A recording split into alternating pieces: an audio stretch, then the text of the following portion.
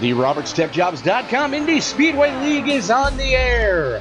RobertsTechJobs.com proudly brings to you IR05s from Texas. This broadcast also being brought to you by the RobertsTechJobs.com Indy Speedway League is on TDA Motorsports. Proudly sponsored by the Disabled American Veterans Association, DAV, an all-volunteer fleet of non-critical medical transport for America's veterans. For more information on how you can get involved, go to dav.org. This broadcast also being brought to you by David Llewellyn and the DHL Express. Mr. Hoot Baker. Robert Lacavara and Convergent Composites, with promotional consideration paid for by Motorsports Graphic Designs. For all your in-sim graphical needs, you got something going through your mind, you want to see it on your race car? Motorsports Graphic Designs. IR05s live from Texas, the Lone Star State here in Iracing. Good grief, are these kids flying around this track. Tony Trapasso up in the booth with you tonight. Mr. Nate Dean over in race control tonight. And we've got a couple special surprises for everybody going on tonight. And let's see if I can find one of those surprises here. User was moved to your channel. Joining us in the booth, making his first ever ISL start, Mr. Ray Black Jr. Now, for those of you who do follow the NASCAR Xfinity Series, you'll know Ray's name. He did make his first Monster Energy Cup start this couple weeks ago at Chicagoland, making his first IndyCar start with the ISL, the Roberts Tech Jobs Indy Speedway League, here at Texas Motor Speedway. Joining him is his real-life teammate, Mr. Francois Pelletier. Gentlemen, how are you doing tonight? I'm doing pretty good. I know Junior's getting ready for the race. He's got a couple things to do before getting in here, but I think he is in here, but he's just not at his simulator yet. Yeah, looking forward to it. I ran with you guys once before, had a great time. Figured I'd come back again and have some fun. Right, Frenchie, you were with us last week in the IR05s at Pocono. Yeah, it was a lot of good. I had a time there. Looking forward to this one. I love this track. So does Junior. And we're hoping to be a little competitive and learn how everybody drives and try to stay out of trouble.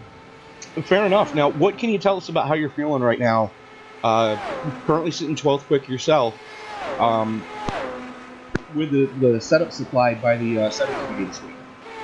Yeah, the setup's pretty good. Got long runs in it. I can pretty much go where I choose and do some crossovers as long as I do it calculatingly, so I can go ahead and get around somebody. That's what I've been practicing in this segment. Not really looking for the top speed because I know it's got nothing to do with it when you're qualifying. So I feel pretty good. I'm hoping to have a top 10 qualifying run. Fair enough, fair enough. So describe to the fans that have never done it, because I know you've driven the tin tops, as we refer to them here in the open wheel world. You've driven the tin tops around Texas. Try to describe the difference to the casual race fan as far as what the difference is you're personally feeling behind the wheel with the IR05 and the between that and the Xfinity car or the Monster Energy Cup car that would normally be piloted around here. One of the biggest things is if people say the speed, it's all relative. So it's not so much, you can't make the moves you can make in an Xfinity or a Cup car as you do with these. You can make little brisk quick movements and still stay alive. You do any kind of this steering wheel action in a Cup or Xfinity car, you're turning around. So what I'm feeling is I like the grip that this car gives and the competitiveness, how close you can get to somebody without hurting them. Wrecking them, and it's challenging.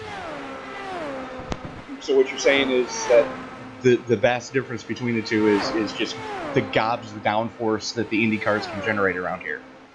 That's correct. I mean, like I said, the speed is relative. Whether you're in this car or a Cup car or Xfinity car, you're around guys your same speed usually, so that doesn't bother me as much. It's the maneuverability that these have that you can really do evasive or, reckless maneuvers, and it'll hold a little bit more than those heavier cars.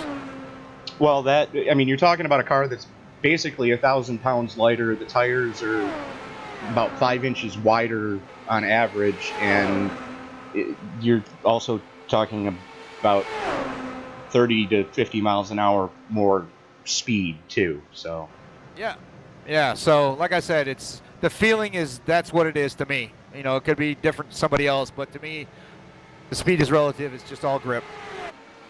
Fair enough, Frenchie. We will let you get back up into the hot lap session, and just about a minute left to go. Good luck in qualifying. And if you could let Ray know that sometime during one of the cautions, we're probably going to be grabbing him and bringing him down into the booth to get his thoughts. Absolutely, and when you do, remind him how rough was it to lose to me last night in Dover. True story. Yeah. Is there any specific team you want to log in with tonight, or is there any what? I'm sorry. Any specific team chat you guys want to hang out in, or just want to go back up in the main gate? Yeah, I have no idea who to hang out with or who to talk to. I'm sure Junior and I will all stay together and we'll figure it out. Whoever wants to be with us, we will. We tend to have a good time no matter which room we're in, and bust people's chops and have some fun and some good laughs. So if you want, you can put us in any room or switch us around. It doesn't matter as long as you keep us together. All right, we'll put you back up into the main gate with Mick Woods and Quentin Young. Real quick, is this it starts at 9:10, right? Qualifying is actually getting ready to start right now. Grid up is in about 10 minutes. All right, so if he doesn't qualify, he'll just start in the rear? Correct. Okay, cool. Okay. All right. Good luck. Sounds good. Thank you. User was moved out of your channel.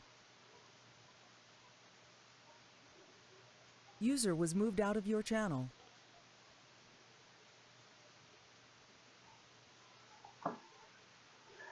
So, qualifying getting ready to get underway here as the red flag flies.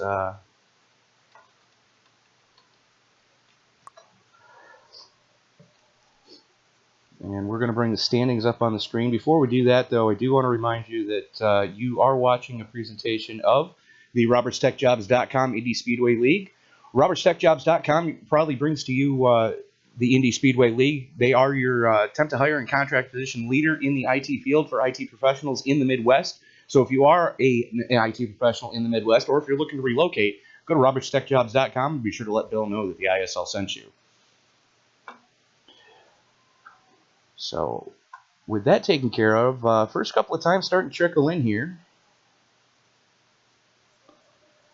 Tristan Anderson laying down a lap. Alex Green, good to have him back in the league, or back with the league running on a regular full-time basis.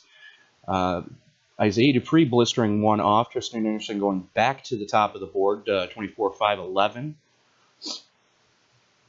Ronnie Osmer currently sitting third quick. Terry Adams ripping one off. Good for you, Terry. As the world's fastest hippie, Mike Whitaker, bumps him off the front row.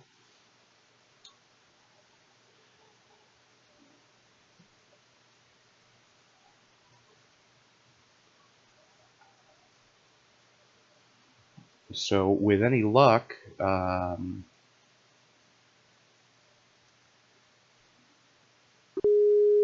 we are going to try to get a hold of a possible broadcast partner tonight.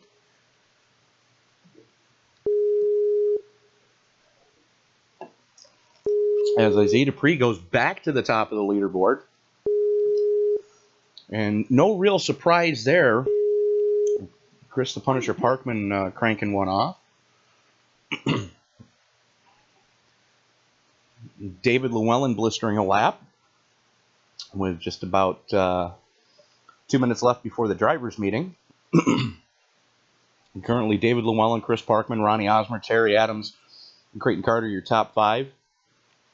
Mark Mitchell making his return to the league, sitting in sixth. Mike Whitaker is excuse me, in 7th. As Brendan Graham blisters 1 to go 5th quick. Jose Dupree currently sitting in 9th. Ray Zirkett rounding out your top 10.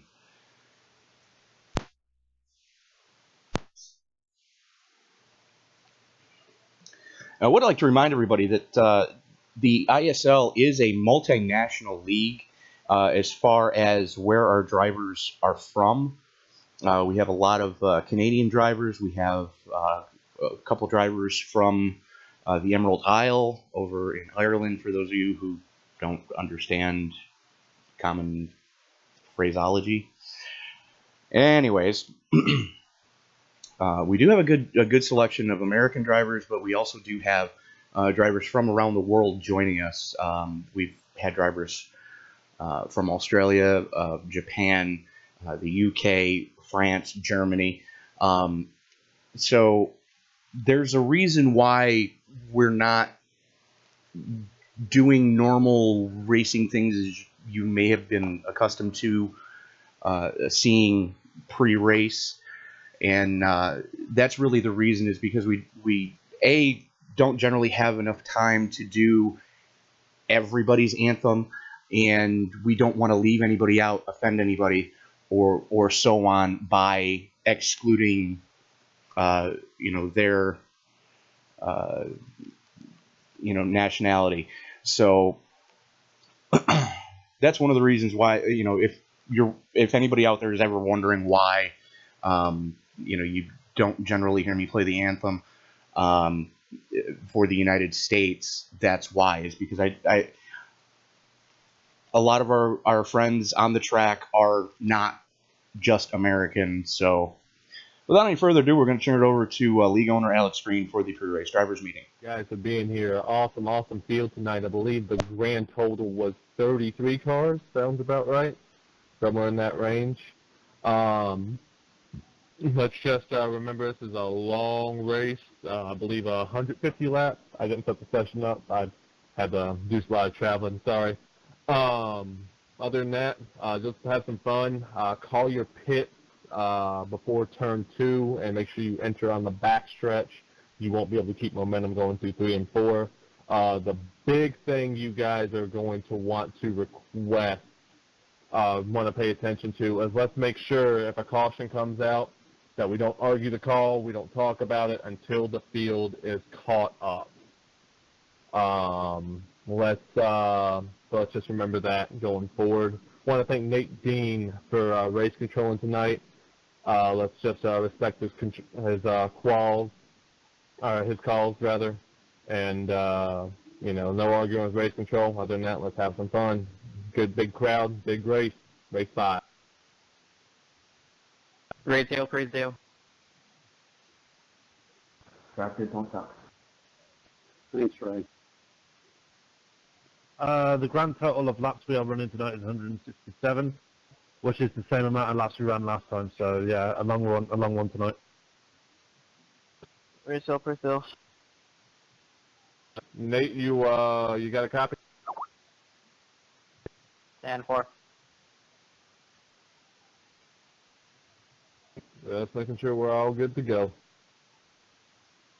Nate, you might want to switch your radio control over to Race control. yeah,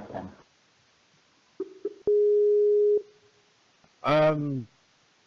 Just for the people that don't know, make sure you call your pits on the exit of turn 2, and entering pit road is just before Just turn receiving 3. word, Miss Layla Wilson's going to be joining us in the booth, at least Make for sure you're, part of the below the white line opening part of the before race turn tonight. 3, and then enter the road that way. Layla, how you doing? No scrubbing. Time. Not too no bad. problem. I just got in here. The flight was delayed. Not a problem. I was thinking it might have been traffic from the airport to here. Well, I also had to drive through all that flooded out stuff. I came into Houston and just a mess. Did you happen to see the shark on the I-40? Yes, actually it chased me off route, so you know how that goes. Yeah, I'm surprised they haven't removed that yet, considering it's been 3 weeks now. It's just a land shark. At least it's not a lot lizard. We have fun here. True story. So we'll let you get situated. I'm going to run down the qualifying order real quick with just about minute 40 left to go here before we start the grid up. Perfect timing. Did send you the spotter info that you need to be able to get into the session should you still need to be able to do so. So David Llewellyn going quick time, blistering a lap, 24.370. Chris Parkman 1/1000th of a second behind. And then Brendan Graham sitting inside row number 2. He's joined with Ronnie Osmer. Francois Pelletier making his second start in the league. Is going to be sitting inside row number 3, joined with our very own Terry Adams. Now, mind you, Layla, I've said it before and I'll say it again. You and Terry seriously need to get together and try to collaborate something as far as musical content, because Terry's been doing a lot of fun. Exactly, because Terry's been doing the bump music we've been using, and I would love to see what the two of you can do together would just completely be amazing. Row number 4 is going to see Tony Rice joined with Ray Zirkett making his return to the league. Hey, Ray Zirkett. He's a good guy. Yep, good people. Then Creighton Carter and Mark Mitchell making his return to the league as well. That's going to be row number 5. The world's fastest hippie, Mike Whitaker, is going to be joined with Isaiah Dupree in row number 6. Stacked field. Absolutely. Then we have Dylan Lucas and Tyler Vickery going off in row number 7. Row 8 is defending IR05 Series champion Tyler Graff being joined with his teammate Tristan Anderson. Row 9 is going to see Kevin Paskowicz with Bob Lacavara. Row 10 is series sponsor Bill Roberts joined with Johnny Antonucci.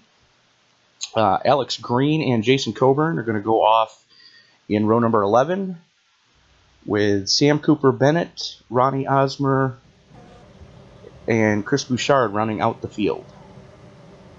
Wow, that is quite a competitive field we have lined up today. Can you tell me a bit about the setup as far as outside line, inside line? From what I've been told, you can put the car just about anywhere. And another name I do want to mention is making his triumphant return to the league is Ron McManus. Ron has been running in the Pro Mazda series for a little over a season and a half now, and he just got the call back up into the big cars this past week. So Ron is going to be going off 35th quick, not taking time in qualifying.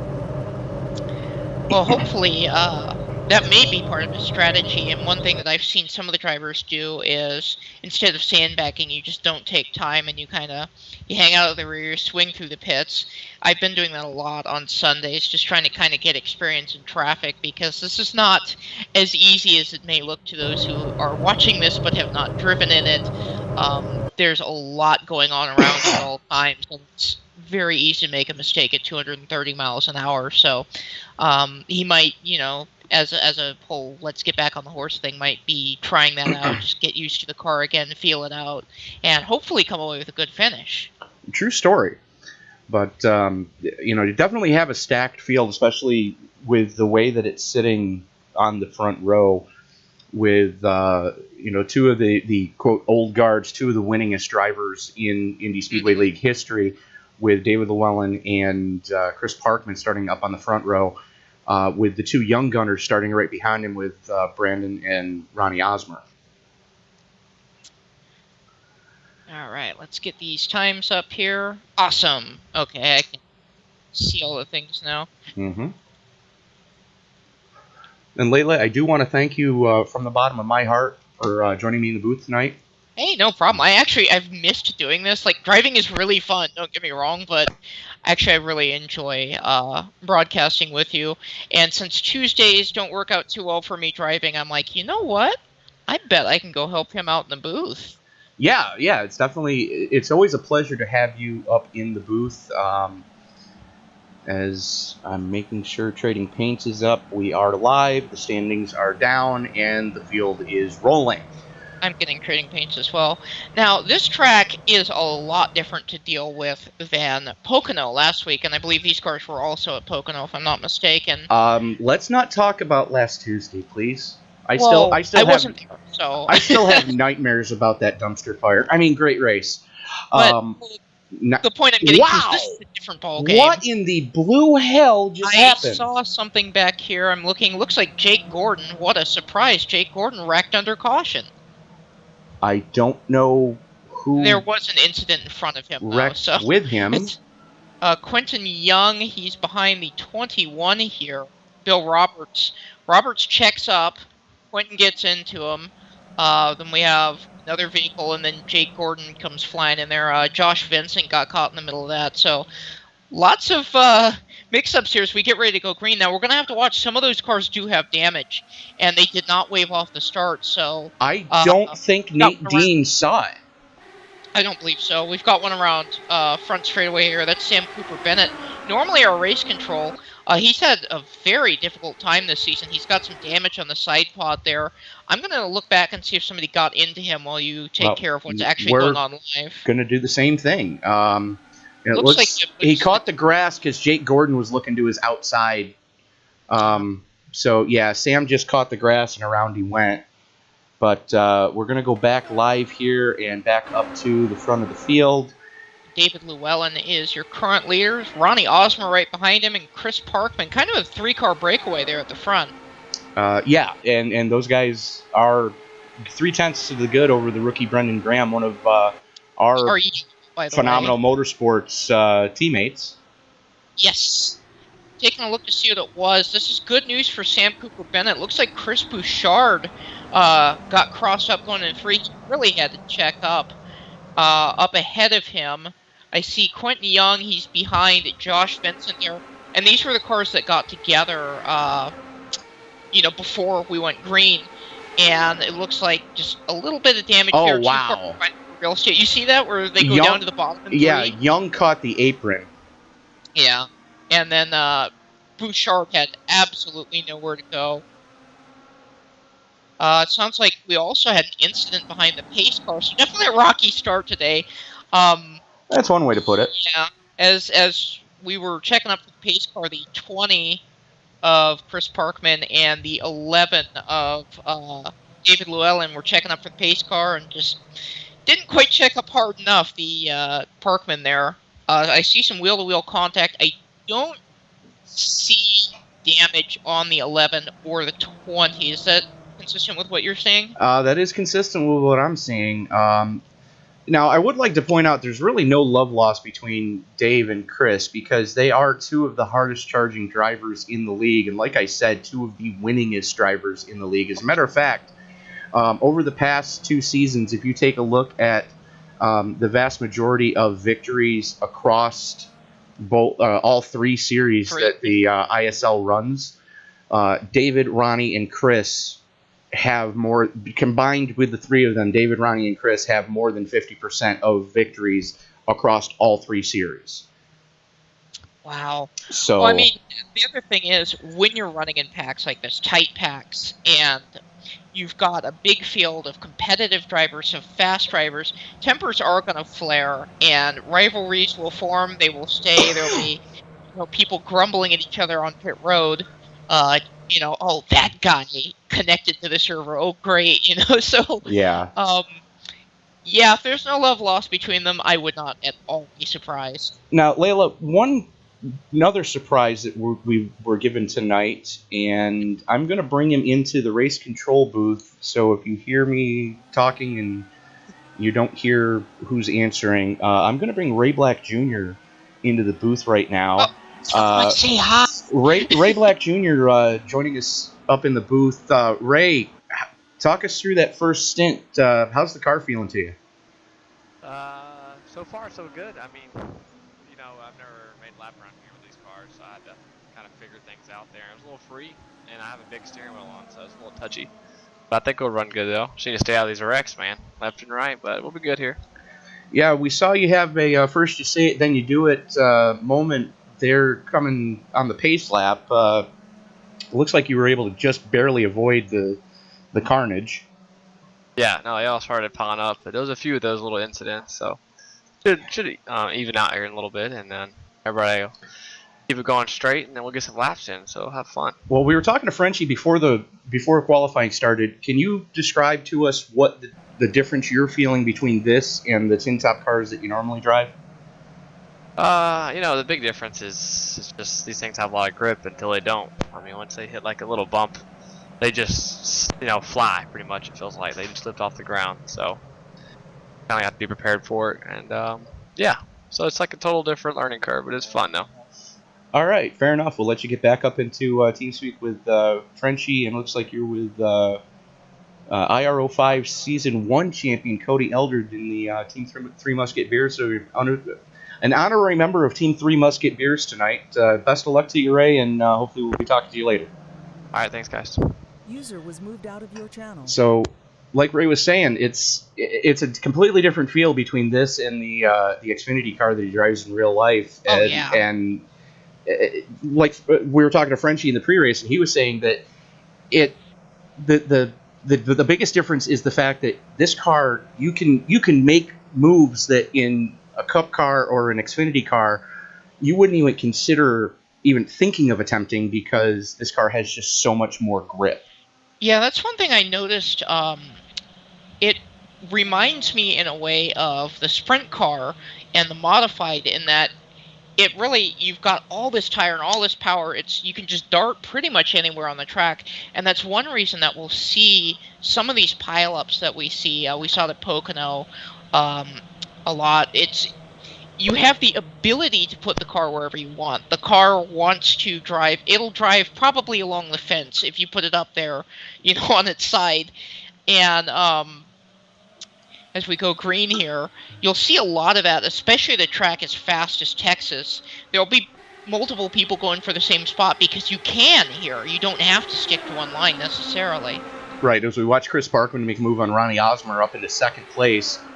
Osmer ducking in behind Parkman to try to get the pull down the back straightaway. David Llewellyn continuing to show the way. 7 laps into the event, will be 8 this time across the stripe, as Francois Pelletier up into 4th position. I'm hearing that there's a crash on the front straightaway. Got one spun down on the flat. There's another one around in turn 1. Yellow just now has come out. Oh, watch out for him. Whew. Terry Adams. Terry Adams. Oh, rough break. He's had a tough season. I see Bill Roberts, series sponsor, also caught up in that. Let's see if we can... Did you see what happened? Yeah, Terry was trying to give room to the 77, tag the wall, and then tag the 77.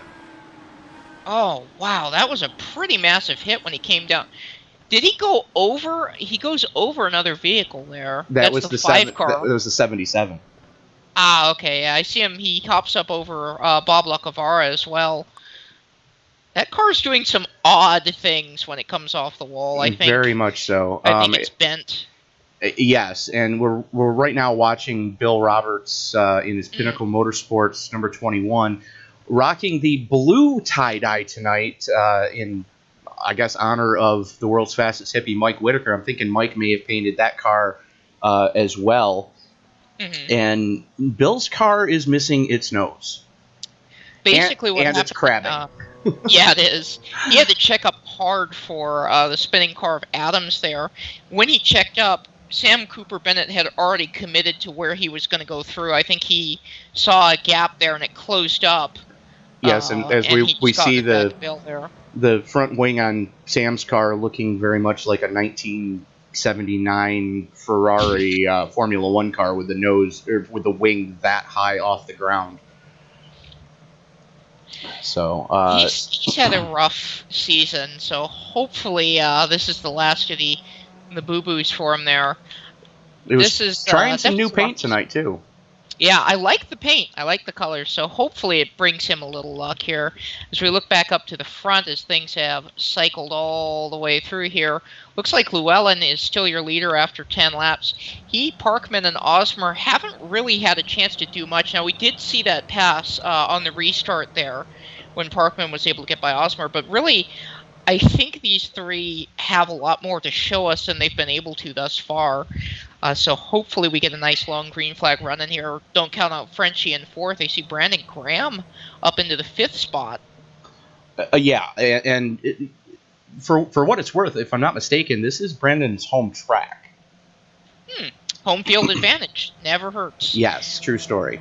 So we've got Razor Cut behind him, Tony Rice, Isaiah Dupree, Creighton Carter, and Mike Whitaker currently the top 10. So a lot of interesting new faces up front, a couple rookies, as well as a couple of KG veterans up there getting ready to mix it up, as I believe we're to the green.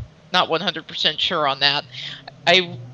We are. Yay! I kind of wish they would show that to those of us up in the booth, you know, the pacing to the green and all that. Little improvements like that would make iRacing great. I only get to see it because I have Sim Racing apps up. And one of the widgets, as they call them, that I have up is the flags. As you folks are seeing on the broadcast, and it tells us when we are 2 to green and 1 to green, and etc. So there is always that. So what is the rule on choosing a line if you're in the front row? If you're the pole sitter, do you get to choose inside or outside? You do. However, that's the only line that gets to choose inside or outside. Makes sense to me. Otherwise, it would just get way too confusing. Right. And really, that's the only time you're not going to have to clear a black flag, because the leader controls the restart no matter which lane they're in. And it's going to be virtually impossible for whoever is starting next to the leader, at least at Texas, to beat the leader to the start-finish line. Now, we did see it a couple times at Pocono, only because the green flag comes out before the pace car twitched. Yeah, that was interesting, and I think that was part of why that race ended up coming out the way it did, where the green was thrown. And I mean, when you're a racer, you look for any advantage you can get.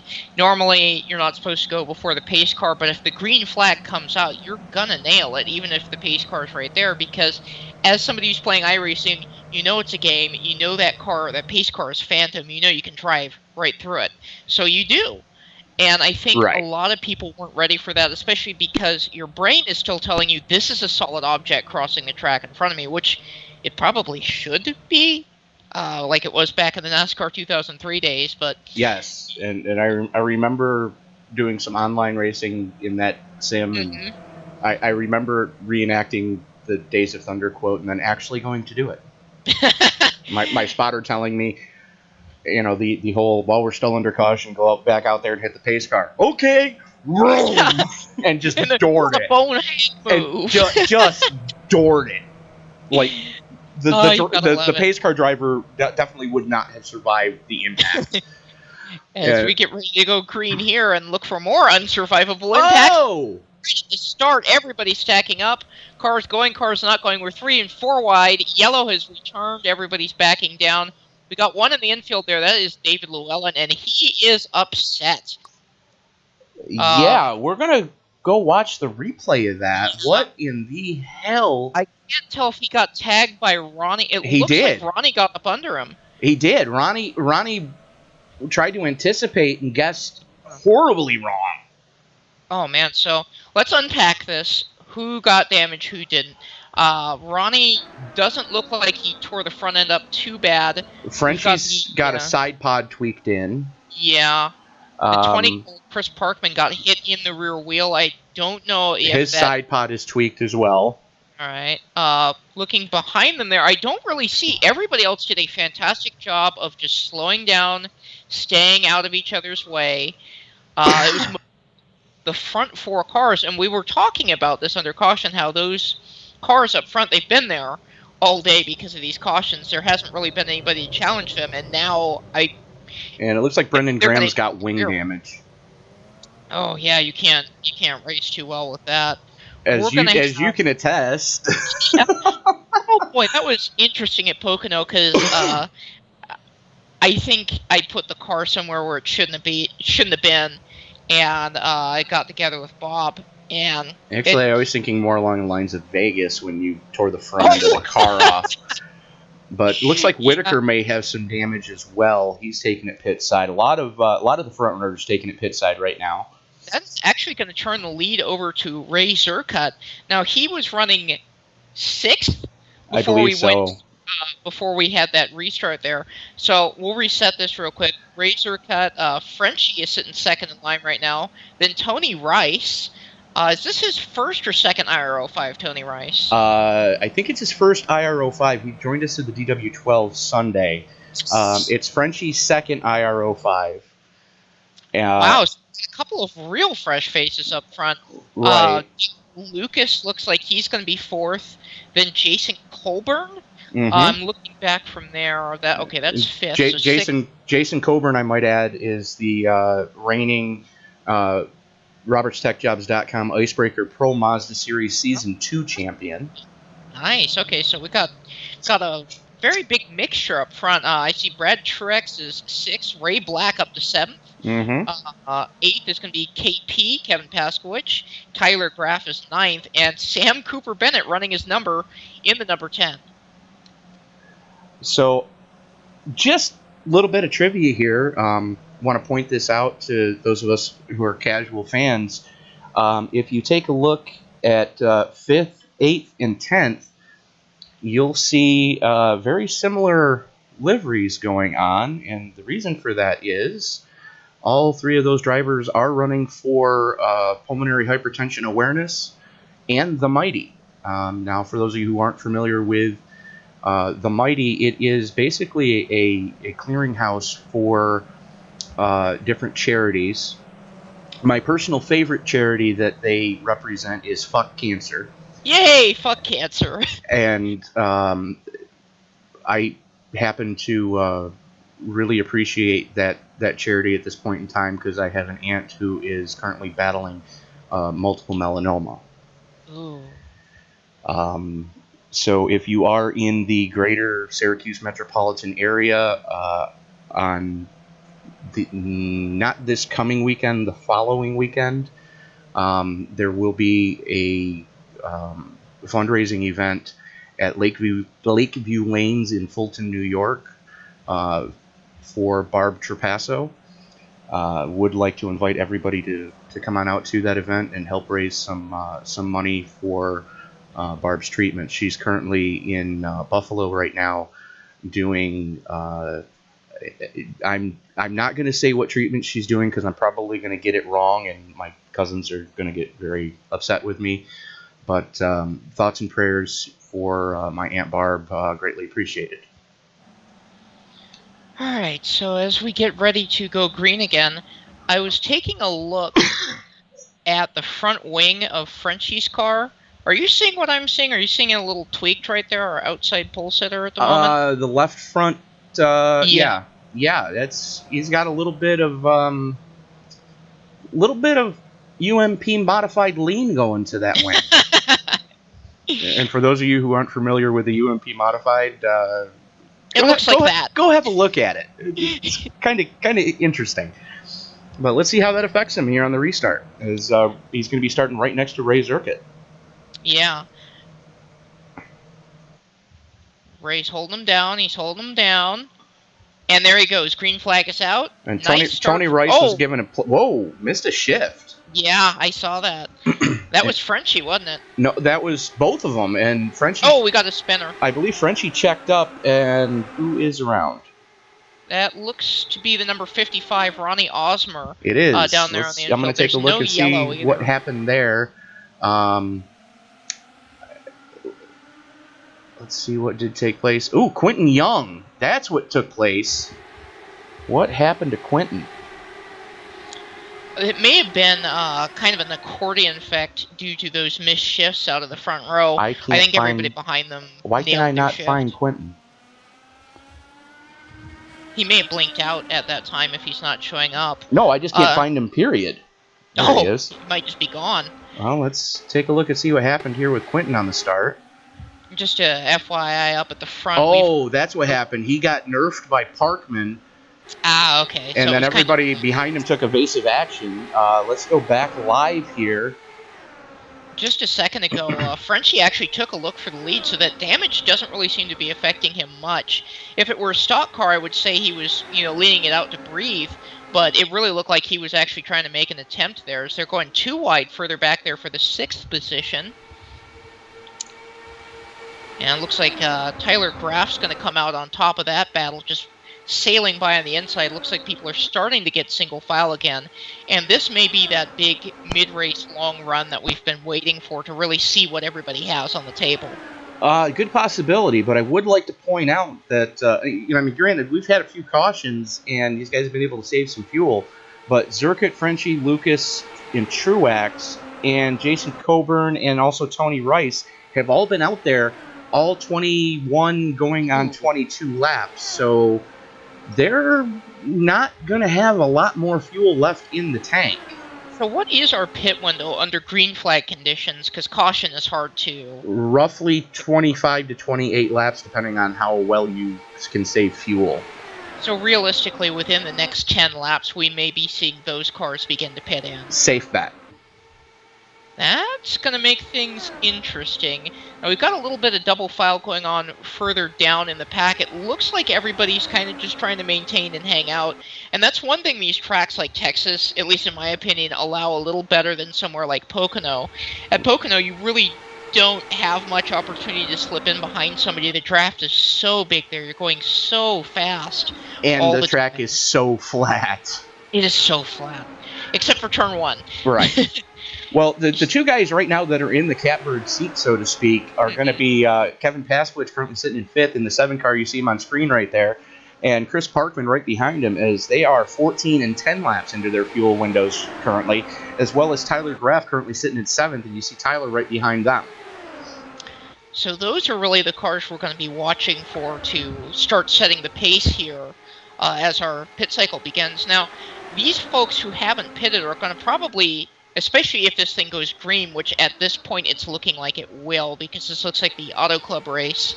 I would say that they're going to be on a very unique strategy compared to the rest of the field. That's one way to put it. And, I mean, the nice part about when these races go green is that's when you see the crew chiefs come out. Every one of these drivers, well, not everyone, but most of them, at least have a team strategy, if not their own personal strategy. They put on their crew chief hat, work back from the ending. Hey, if I put on this lap, and this lap, I'll have enough gas at the end. Other people just wing it. It's really interesting to see that play out, because you'll have people saving fuel at the end of the race and people laying on it. Well, here's the thing as far as that goes, because we're watching right now back up at the front of the field with Ray Zerkit and Frenchie. Frenchie is also an unofficial or honorary member of Team 3 Musketeers tonight, running in the same team speak as Cody Eldred. Cody's currently sitting in 28th spot, and the other teammate in there tonight is Ray Black Jr. is currently sitting in the 19th spot. Yeah, I was actually just watching back around him. It's a mess back there. Right. So you're talking 3 seconds and almost 6 seconds, respectively, away from Frenchie. So if Frenchie's going to pit, he's going to have to pit with the likes of... We've got a wreck coming out of the 2. We've got a wreck, so that's really... That's gonna throw that strategy away. We've got more cars piling in. Good grief. Now, Cody Eldred involved. Oh, wow. Bill Roberts. Is that the announcer's curse? Probably. Bill Roberts involved. I believe that was Dylan... No, that was Sam Cooper Bennett upside... Whoa! Oh, poor Sam. What the hell just happened with Ronnie Osmer? I saw there was a huge blink right before that wreck. Just a massive blink. Well, he just piled into a Bill Roberts who was trying to get clear of the upside down... I believe that's Sam Cooper Bennett. Nope, that's Tyler Vickery. Oh, when you look for the beginning of the wreck, watch Dylan Lucas and that is Dylan Lucas. Tyler Graff. Watch, that's where it begins, coming out of 2. Okay, so here we are. Watch, we're on stream. You see Graff behind Pasquich there, Dylan Lucas on the high side, and Graff just pushed up the track. And then it's off to the races. There's a hard impact there. It's a turquoise car.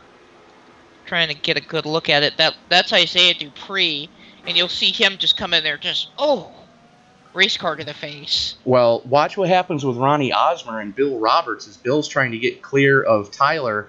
Ronnie is so far back because he had just pit and just basically had nowhere to go, locks it down to try to avoid and kicks it sideways and just hammers Bill Roberts. I had one of those on Sunday, and the unfortunate thing about it was, and this was a huge misjudgment on my part, so I can kind of see where this sort of thing ends up happening, is like when there's a hole here, if I ease on the brakes, I don't slam them to the floor so I don't lock them, I should make it. And the person ahead of me stopped dead, and I piled straight into it, and it looks like this is kind of the same thing. He's like, oh, I should be able to make this, and then he wasn't. So Bob Lacavara inheriting the lead of the race as Zerkit, Parkman, Paskowitz, Truex, Coburn, Graham, all Bennett. Those guys it looks like. Yeah. So that's going to hand the lead of the race over to Bob Lacavara. Mike Whitaker staying out, Mark Mitchell staying out, Jake Gordon apparently just pitting just prior to the caution coming out. So how many laps to their stint are each of these cars that you're running through here that stayed out? I'm also curious about that, as we see a couple starting to swing down pit road now. Looks like Gordon and Adams both swinging down pit road. Lacavara is 21 in, Whitaker is 17 in, and Mark Mitchell is 15 in. Now, given a lot of those were under caution, but, you've really got to be strategizing here, because while that caution did indeed happen, we were starting to really settle in, and I'm starting to wonder if we're not going to have any more. And, you really can't depend on there being a caution or there not being a caution, but maybe some of these drivers are actually starting to think, hey, this is going to be a caution fest, I can stay out. Which is it is a strategy, but you never know. Well, I'm thinking Bob Lacavara in the Convergent Composites number 5 is staying out just to get the point for leading a lap and to try to keep Mike Whitaker, who is, I might add, the defending DW12 Series champion, from leading a lap. I have to give a shout-out to whoever painted Bob's car. That is beautiful.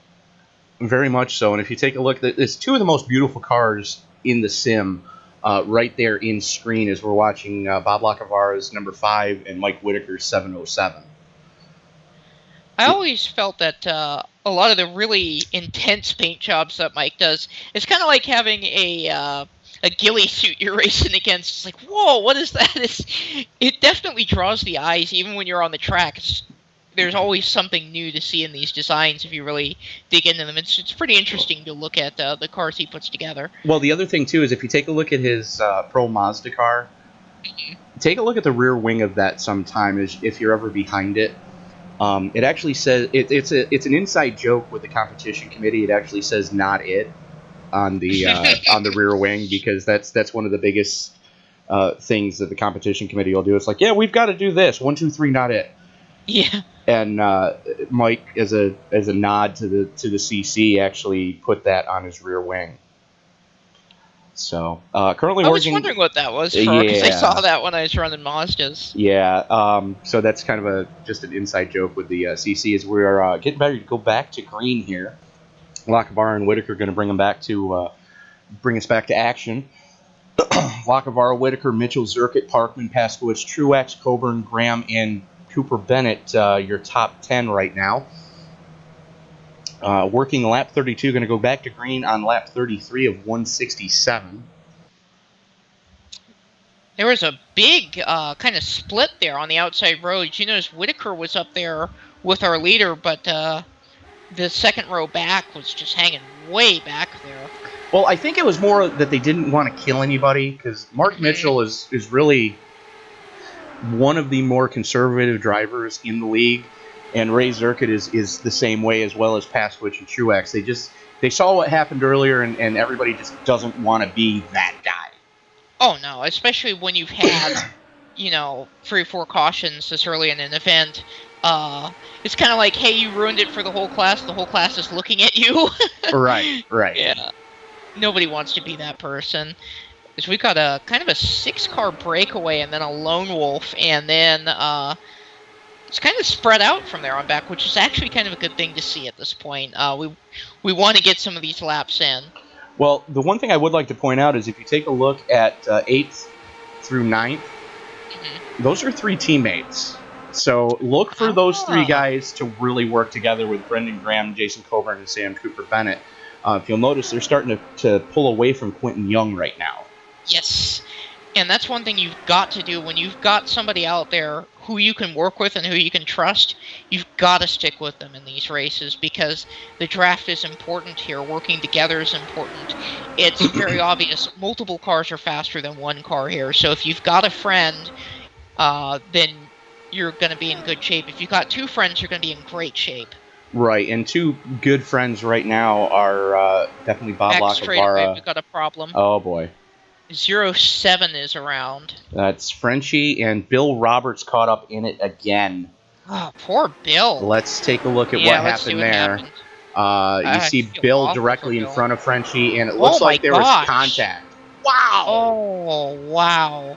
So Bill and Frenchie get together. There's another vehicle here that looks like Tyler Graff. Yes. He gets caught up in it. Then Bill collects... Who is that? Let's take a look. We're going to follow Bill. That's Alex Green.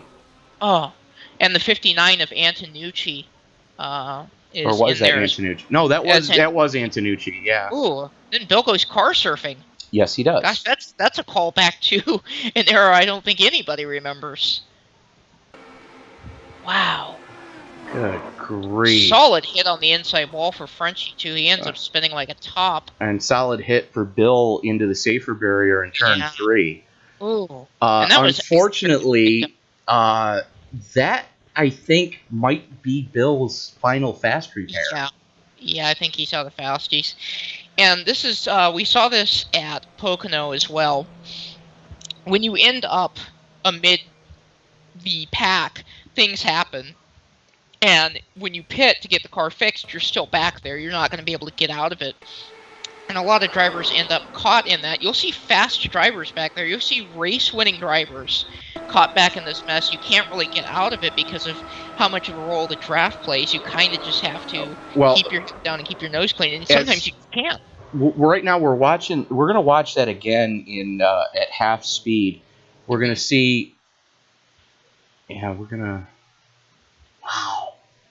We're going to back that up again. Here they are going into turn number 1. You see Terry Adams on the high side. That's Bill Roberts in the blue car, and we're chasing with Frenchie right now. We're actually going to jump in with the chase on Bill's car and see if there actually was contact, and there it is. It was the draft. The draft caught Frenchie out, and I don't think he was expecting the pull-up to be that much. And Johnny Antonucci just having nowhere to go as Bill's car was just sliding up the track. And Antonucci just caught him in the side pod, just blast him. It's a little bit harder to dodge wrecks, despite how nimble these cars are, as Mike Whitaker pits out of the lead here. It's harder to dodge wrecks than it looks because you're going 230 miles an hour. And at the end of the day, you're going 230 miles an hour. I don't know, how many times I can say it, but yeah, it ain't easy, especially when you're in a pack like this. And I think that's why the real-life IndyCar race or IndyCar series, for safety reasons, doesn't do as many of these races. Fortunately, this is a sim, so we can do this kind of racing we enjoy, but it ain't easy.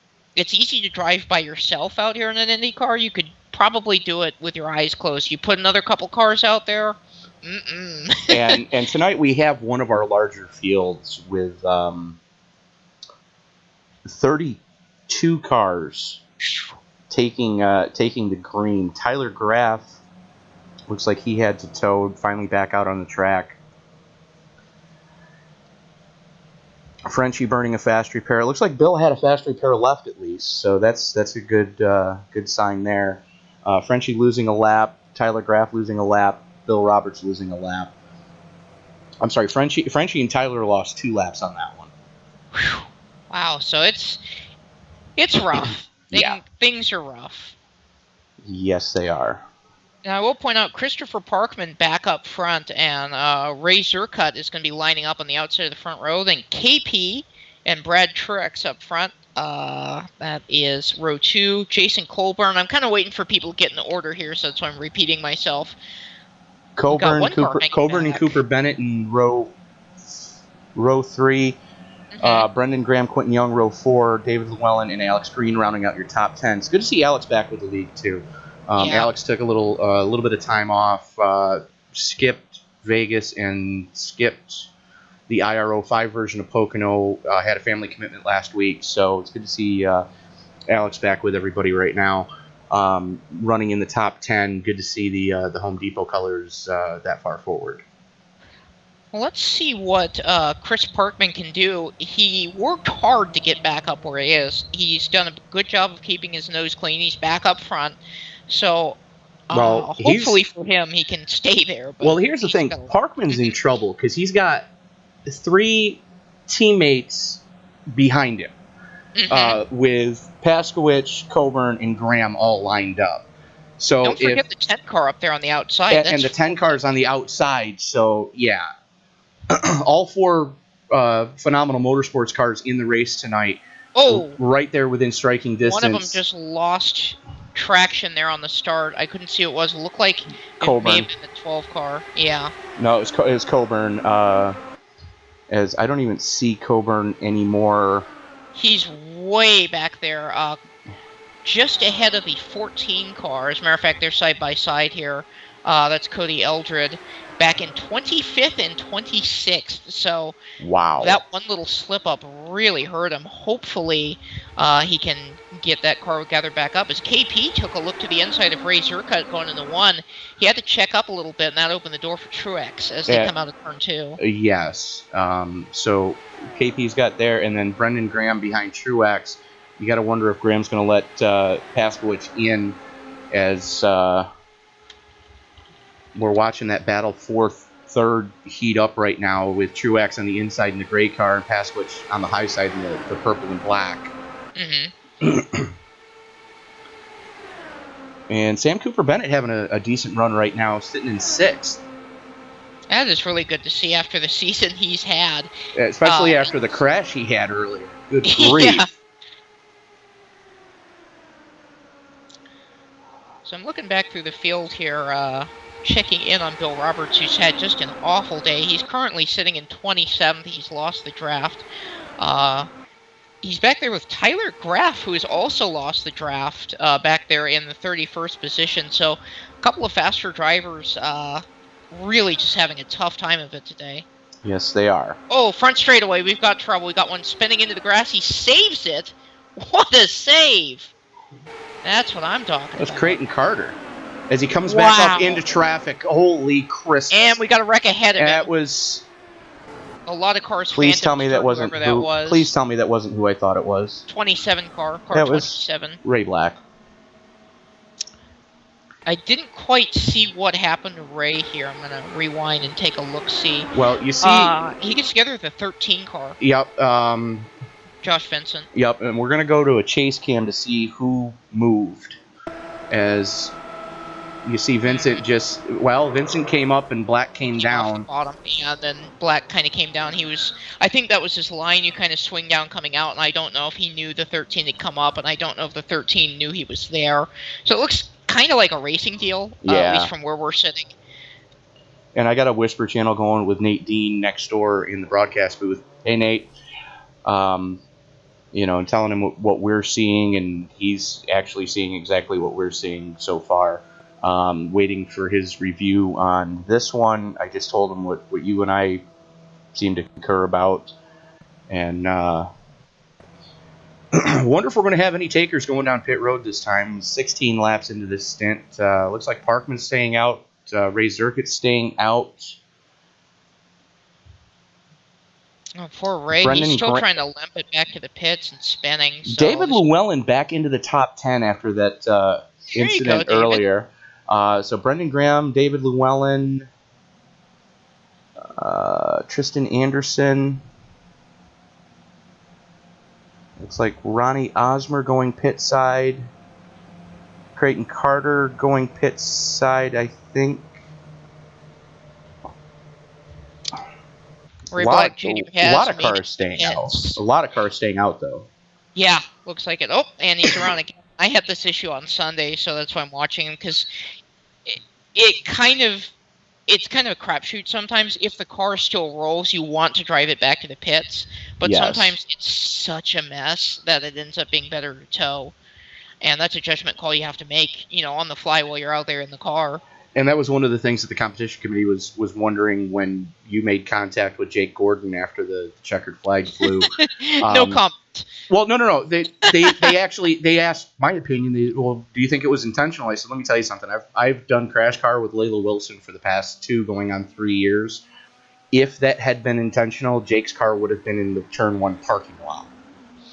At which point, Sam Cooper Bennett chimed in and said, yeah, you know what? He's right. Basically what was going on with it, I had taken the white flag. If I towed, I would not get my lap, and I would have lost some spots. And I was, I believe, 9th. And I'm like, I'm trying to get as many points as I can, especially because I know I'm going to miss some races. I want to do well in my rookie season. I want to get those points. If I tow, I'm going to be like 30th, so I limped it around. I figured everybody was parked. I come up to the front stretch. He's doing donuts. I'm like, car's fine. And it wasn't. So there you have it. Yeah, no, and that was one of the things I mentioned in the review of Sunday's race. I said, if that was intentional, A, Jake would have known it ahead of time, and B, the car would have ended up in the turn 1 parking lot, because I've done crash car enough with Layla Wilson to know that if she wants to send a message like that, your car's not going to be drivable afterwards. As I can attest personally, because there have been a few times where I've been leading crash car on laps, and you have just completely destroyed my wheels. I will say he does plenty good job wrecking himself. I don't need so. You're not wrong. But currently working lap 48, yeah. Chris Parkman showing the way, Ray Zirkett, Kevin Paskowitz, Brad Truex, Sam Cooper Bennett, Tony Rice, Bob Lacavara, Mike Whitaker, Tyler Vickery, and Brendan Graham rounding out your top 10. Graham being the first car to have come off of pit road to do a pit service, as looks like the field's starting to form up. Lights are out on the pace car. Let's make sure that I'm live. And I do want to point out, where are we here? I do want to point out to everybody, you are watching a presentation of the RobertsTechJobs.com Indy Speedway League. RobertsTechJobs.com is your Midwest leader's attempt to hire and contract positions in the IT field for IT professionals. So if you are an IT professional in the Midwest, or if you're looking to relocate, go to RobertsTechJobs.com and be sure to let Bill know that the ISL sent you. So checking out, what's the total lap count on this? 49 of 167. 167. Okay, so we got a little ways to go halfway. Yeah, we're going to go green on lap 50.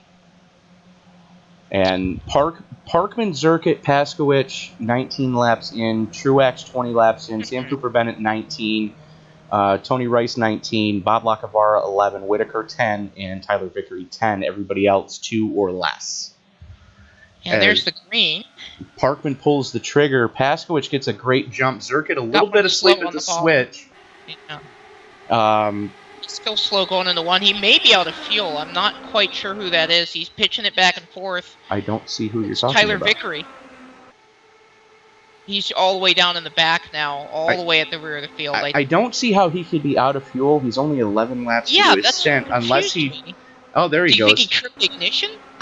He either tripped the ignition or he just had it in the wrong gear, which is a possibility as well. That could have been disastrous. If this had been a league with worse drivers, that would have been a wreck. But everybody was able to get around it really nicely, so that is good to see. As we see Paskowitz get the clear on Ray Zirkett, those two were fighting it tooth and nail for the number 2 spot for that previous lap. As we're currently working lap 51, Paskowitz with a run on Parkman right now. Going to use the draft going through 1 and 2. Paskowitz with still in the draft down the back straightaway. Not sure. The draft doesn't look like it plays quite as much of a role as it did at Pocono. I put this more akin to Vegas. Does that sound about right to you? Well, a mile and a half is a mile and a half is a mile and a half, in my opinion. Yeah. I mean, the one difference between this place and Vegas is that they quadded up the front stretch instead of making it an actual tri-oval. Well, this was supposed to be the Texas version of Charlotte. Charlotte, yeah, or Atlanta. Charlanta. Yeah, exactly. It gets the sun like Atlanta, but it doesn't have the character of the Yeah, asphalt. Atlanta's got a lot of the bumps, and it's Yeah. rough and ready to rock your socks, especially in an IndyCar. I've noticed, and for those of you who don't drive the IndyCar, bumps that you would not feel in a stock car or anything else, you feel every little one of those in this car at 230 miles an hour. It'll jerk the wheel out of your hands if your force feedback's high enough at Atlanta. That's some pretty rough duty there. Well, when you think about it, with a stock car, you're talking, your standard GM style gearbox pitman arm setup, whereas in this car, it's more of a straight rack and pinion without power assist. Right. Which is why you generally don't see Indy cars turning. Like, when they're moving the car in and out of the pits, you don't see them turning the steering wheel unless the car is rolling. Right. So, Pasquich right now having to deal with a lot of aero push from the looks of it as he slips high through turn 3, has to check up a little bit. Zerkut's going to get to his inside as they come through the quad oval. Pasquich giving him plenty of room, knows that there's still plenty of racing left to go as we're currently working lap 57 of 167. There's some double foul racing going on in the second pack there. I had to give a hats off there to Tony Rice. He's been running in traffic and doing fine up here. He's currently sitting 6th, right in the front of that big wad of cars coming down the front straightaway. Right, as we're currently watching 3 of the more experienced drivers in the league with David Llewellyn, Mike Whitaker, and Quentin Young going at it for the number 9 spot. Oh, they're 3 wide right in front of that. Oh, what could end poorly? As you got Rice, Graham, and Bowden. Ooh, Rice was in the middle, and he came out in front. And that is not easy to do, as they're going to go 3 wide again here if they're not careful. I'm not even sure if they meant to do that last time. It looked like it just sort of happened. I don't think they did, because anybody with any... Yeah, I get where you're going with that. any feeling of self-preservation in your body tells you don't go 3 wide anywhere except maybe Talladega on the back straightaway, at which point you better pray you get the pass completed before turn 3. The front stretch of Pocono, but again, you want to make sure you have that pass completed before you get to the turn in. Absolutely. Look at the run Young gets on the outside there. They're going to be 3 wide again. The 12 cars almost 4 wide. It's Brandon Graham working his way up, and he is getting a push from the number 90 of David Bowden. So another nice looking vehicle. 3 rookies working together right now. Uh-oh. And there it goes. Guys, that didn't happen. Oh, what on earth? Oh, shit. I have seen some weird stuff in iRacing. Oh, my God. That was really... It looked like they all stopped when they hit the wall. I'm rewinding now, trying to figure out... We see Rice around sideways. He's collected Young. And they get together. And Jason Coburn would... Or no, sorry, that's...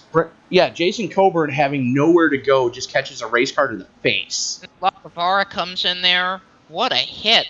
And then Lacavara, when he and Tony hit the wall, did you see them just stop? That was really weird. And then there's a huge hit afterwards. Terry Adams doing a remarkable job to not get involved in that one. Oh, poor Jason Colburn. I just saw that. Let's go on board with Coburn. Let's go to a cockpit cam just to see what happened here. After that, I recommend putting the vomit cam on the 64 if you want to make it. Oh, we're going to. But here we are, Coburn. You see the smoke in front of him. You hear him off the gas. Bang, bang. And that's what Jason Coburn just saw, folks. Damn it. That hurts. So that is Quentin Young. He's actually out of the car right now with towing. Colburn, I believe, drove it back in. Who am I putting the vomit cam on? 64, Rice. All right. Wow, that was close to a breakdance. On that note, I got to head out to my league race, but thank you for having me up here. Well, thanks for joining us, Layla, and you are welcome in the booth anytime as we are on the gyro cam on... Yay! Oh, Jesus. See what I mean? Oh.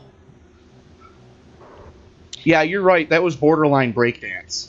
If it You know, hadn't been for getting into the catch fence, that would have been a breakdance. I finally had my first breakdance at Pocono in qualifying. I saw that. I thought I saw that. I wasn't sure, but I was trying to make it happen. I hit the pit wall head on. Boom, flipping. I've in my let me see, 6 years of iRacing now. I had never danced. Wow. Yeah. English. I had never break danced until then. Well, remind me to show you my last race at Pocono, Yes. which was season 1 chase race in the IR05s. I hit just perfectly where the safer barrier ends and the concrete starts, and the car accelerated to 1,500 miles an hour, skipped like a stone on the pit road wall, bounced off the timing tower, and ended up in the turn 1 parking lot. Oh, that explains some of those qualifying times we were. Oh, no. This was just... It was one of those deals where it didn't count the lap because I got unsafe pit entrance because I hit the pit wall. Alrighty.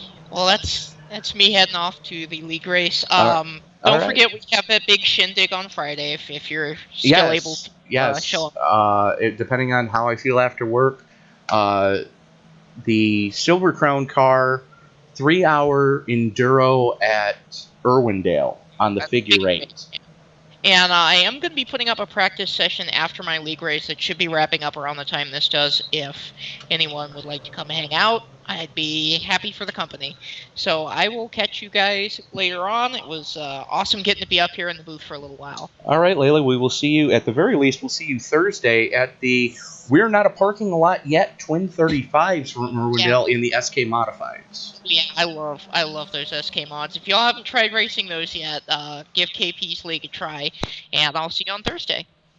Later. All right. Later, Layla.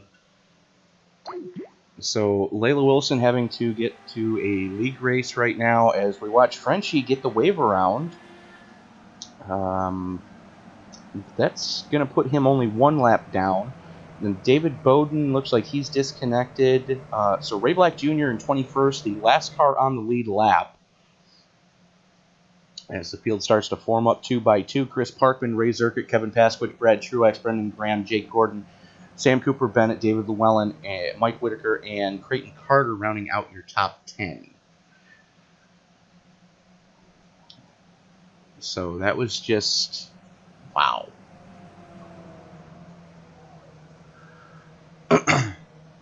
Field working its way through the 3-4 complex, and again, Chris Parkman showing the way. Kevin Pasquich and Brendan Graham lined up right behind him, so if they both can get a decent restart, expect to see the teammates trying to work together to at least start to walk away with Parkman, as the entire field has gone down pit road this time. Parkman pulls the trigger, Pasquich goes with him. Graham and Truax side by side right now. As Graham's got to run, Ray Zerkett's going to shut the door and slip in between the teammates. Pasquich now sets his sights on trying to reel in Chris Parkman 3.5 tenths up the road.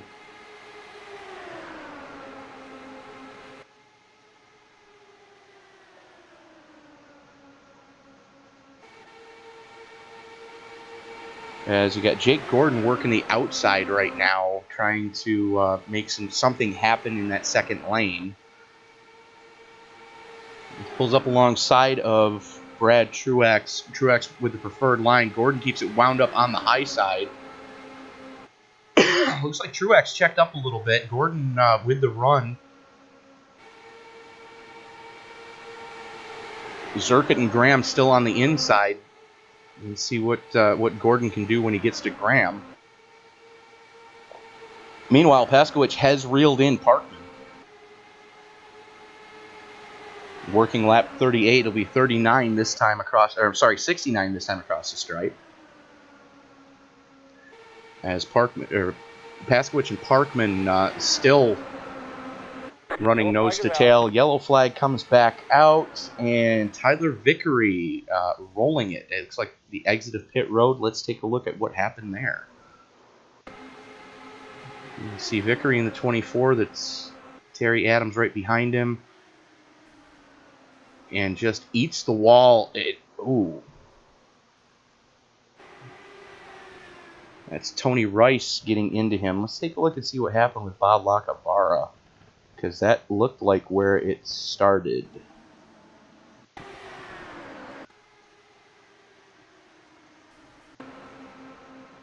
So it's Tyler Graff to the inside of Lacavara. They touch wheels. Lacavara gets it sideways, has to save it. And, yep, that's exactly what happened.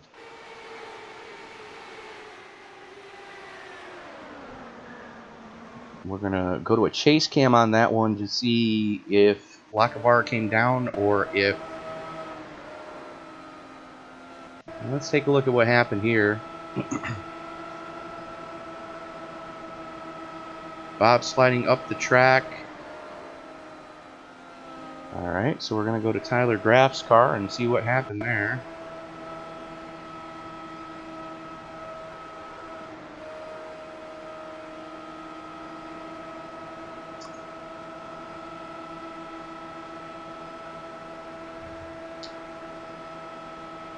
As Bob, looks like Bob came down on Tyler that time. So...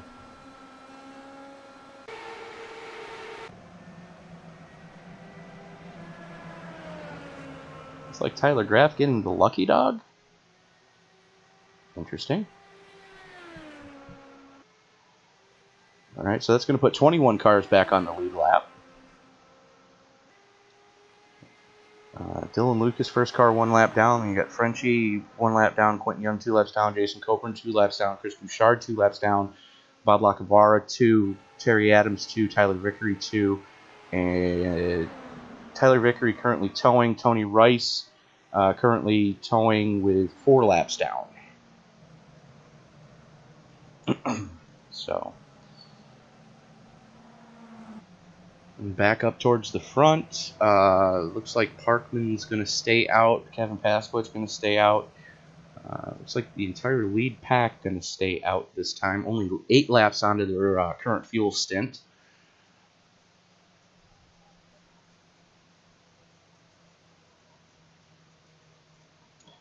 As we are 96 laps to go. Currently working the 8th caution. 30 laps under caution so far.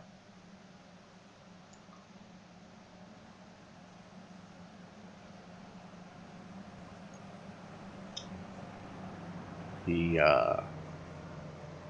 1.5 mile Texas Motor Speedway, Fort Worth, Texas. The track temperature 72 degrees.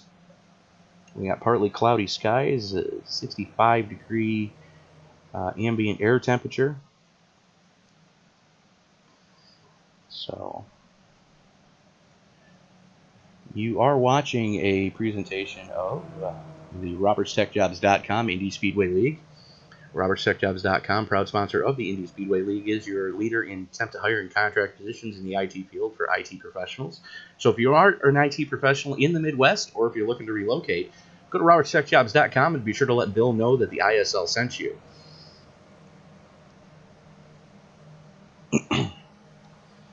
And while you're at it, don't forget to hit that like button, share, subscribe. And if you're interested in joining us on track, be sure to drop a comment below with your Iracing screen name, and we will get you added to the Icebreaker Pro Mazda series, which is getting ready to kick off its little silly season as we're getting ready to start Season 3 relatively shortly here. A few open practice races coming up this coming week as we're trying to sort out the finality of the Season 3 schedule. So, Parkman, Paskowitz, Zerkit, Graham, Gordon, Truax, Whitaker, Dupree, Carter, and Cooper Bennett, your top 10 right now.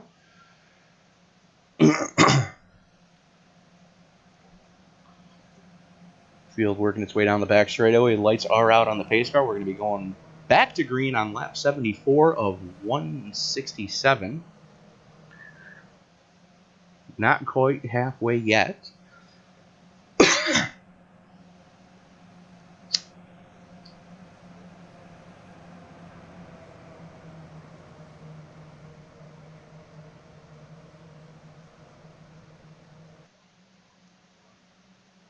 Green flag, green flag. And Parkman holding him down till the green flies. Pasquich pulls the trigger. Parkman pulls the trigger. Ray Zerka eats the grass, but is able to keep it straight. It's going to allow Pasquich to slip into the number 2 spot. Zerkit, Graham, and Gordon right behind him. Gordon moving up to that second line, throwing the block on Brad Truax. That's your battle for 5th and 6th.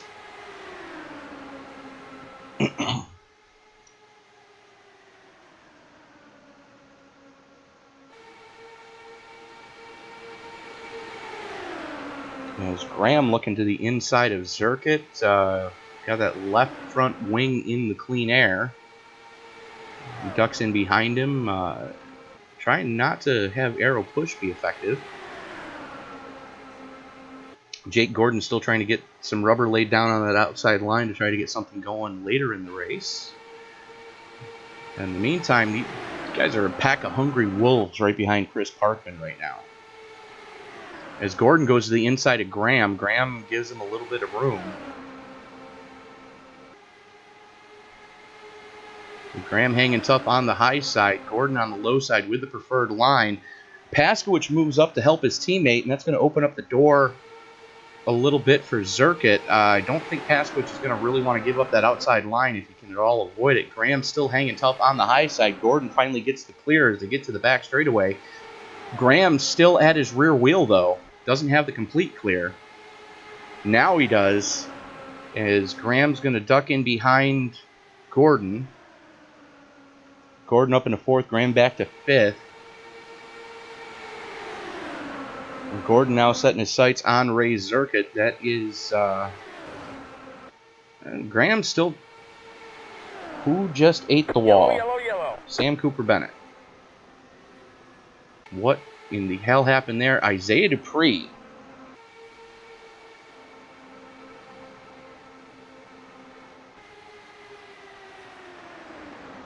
Or not? Josh Vincent, that's who it was.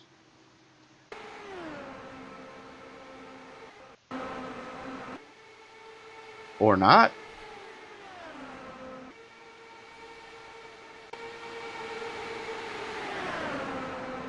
So Cooper Bennett gets up into the marbles, comes back down, tags Vincent, and then eats the wall.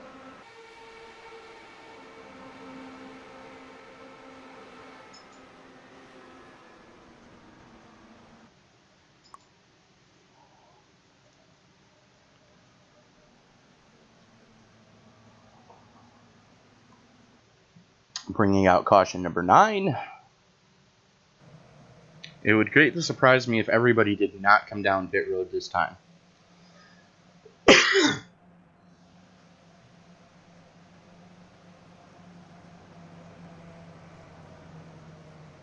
As we are watching Parkman and Pasquich right now, right next to the pace car, coming to pit in, they stay out.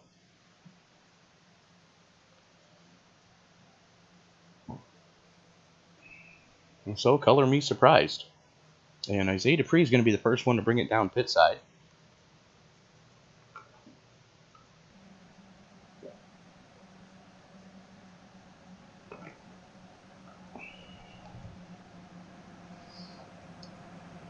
So the only one we've been able to see really get that outside line to work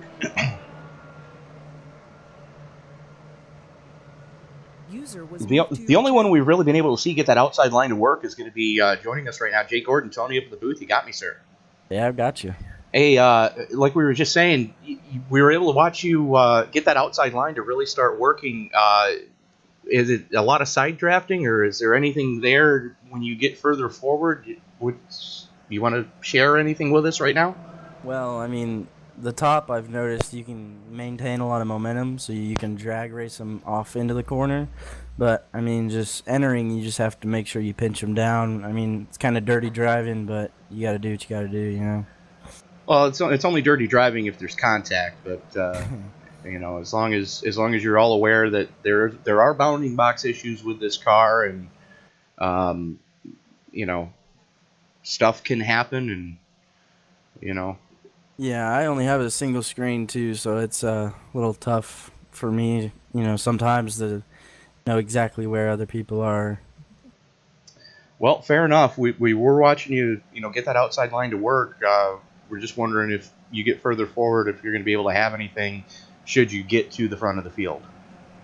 I'm hoping so. I hope there's some green flag runs in here and some strategy comes into play as well as some racing to do. So yeah. All right, fair enough. We'll let you get back up with the rest of your team, and we'll talk to you later, Jake. Alrighty, thank you. User was moved out of your channel. All right, so Jake Gordon in the 41, second-generation driver out of Indiana, letting us know that, yes, you can get that outside line to work, but you're really going to have to pinch down and hope that whoever's inside of you doesn't get arrow push or touch the apron, because you're both going to virtually die at that point. It's going to be one of those thank God this is a simulator moments, which we've already had a couple of those tonight. Chris Parkman still showing the way. Kevin Paskowitz sitting in second. Ray Zerkett, Jake Gordon, Brendan Graham, Brad Truex, Creighton Carter, David Llewellyn, Ronnie Osmer, and Alex Green back into the top 10. So we are going to, while we're still under caution, we are going to touch base with league owner Alex Green, who's worked his way back into the top 10. Alex, what can you tell us about the car so far? Really hard to hold the bottom. That's the biggest complaint I've heard from a lot of the guys all night. The bottom's been really difficult to hold. Lacking a little bit of suck up. It's been mostly get what you can on pit road and try not to give it up on the track. And that's I think that's a big reason where we are right now. All right, fair enough. I just noticed the lights went out on the pace car. We're going to let you get back to your team channel, and best of luck to you, Alex. Thank you, sir. User was moved out of your channel. All right, so we've heard Jake Gordon tell us that it's hard to hold, or Alex Green telling us it's hard to hold the bottom, Jake Gordon telling us that the best way to make a pass work on the outside is to pinch someone down. So get ready for the fireworks, kids, because we're just about halfway. As we are back live. Pace car is in. Parkman getting ready to pull the trigger. Paskowitz right next to him, holding back, and there we go. Paskowitz asleep at the switch. Almost gets run over by Jake Gordon. There's his teammate, Brendan Graham, working to the inside. I think Paskowitz just guessed wrong.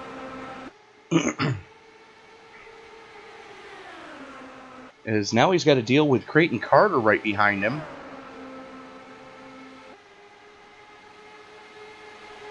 So Parkman, Zerkett, Graham, Paskowitz, Carter, your top 5.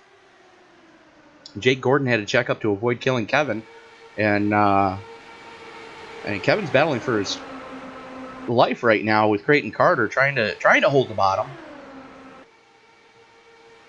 Giving the car a little bit of a run. Brendan Graham going to the high side. Looks like he's trying to arc the corner.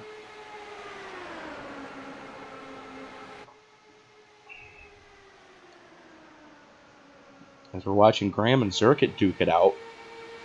As Gordon and Osmer, and here comes David Llewellyn back into the top 10. So Llewellyn to the inside of Gordon as well. And that is your battle for 7th right now. Gordon has it, Llewellyn wants it. As Paskowitz and Carter go side by side, Carter gets the run to the inside. Paskowitz gives him plenty of room. And Ray Zerkett all over the transmission tunnel of Chris Parkman as they go into 3, a little bit of a drag race. Brendan Graham's going to stick his nose in there. Not going to be, actually he is going to be able to get there. Looks like Brendan may have checked up a little bit. Zerkett pinching him down a little bit.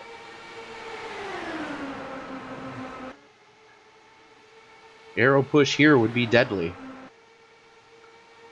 Parkman showing the way. Graham to the inside of Zerkett. Little bit of arrow push.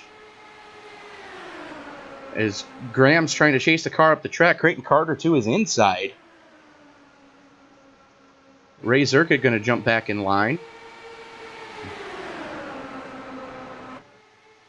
Carter realizing discretion being the better part of valor at that point. Graham throws the block. Carter goes below the apron. He's got to get into position back. Getting a little chippy at the front as we are halfway.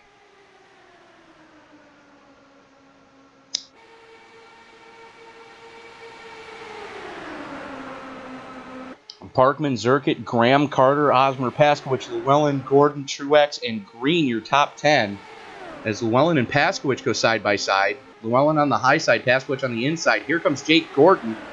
Llewellyn going to have to give him room. Coming through the quad oval portion.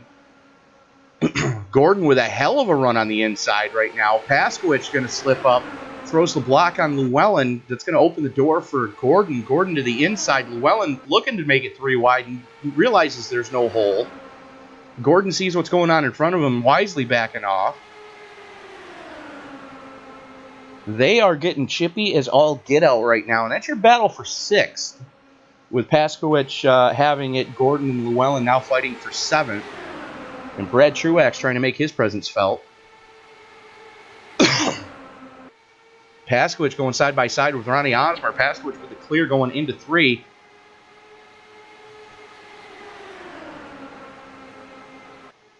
Osmer giving him some room. Paskowicz gets the clear coming into the quad oval. Brendan Graham all over the transmission tunnel of Creighton Carter right now. How there wasn't contact, I have no idea. And Ray Zerkit with a run from hell on the high side, not able to get anything going right there. Chris Parkman able to keep it wound up on the low side. Zerkit trying to get the draft again as they come through the quad oval portion. Creighton Carter all over the transmission tunnel to Zerkit.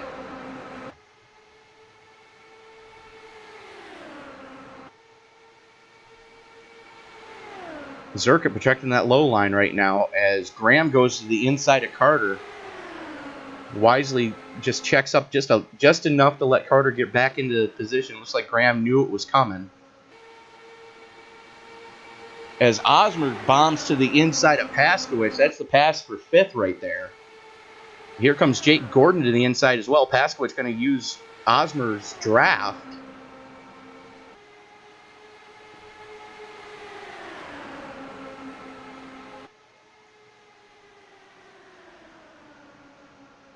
And we are getting ready to see green flag stops, or are we? I just heard something happen. Apparently I didn't. I might be hearing things. Who knows? Parkman still showing the way as we are 32 laps into this stint for your lead pack. How much more fuel do they have left in the tank? Parkman, Zerkit, Carter, Graham, Osmer, Paskowicz, Gordon, Llewellyn, Truex, and Green, all 33 laps into their stints. Isaiah Dupree right now in the catbird seat with only 16 on his.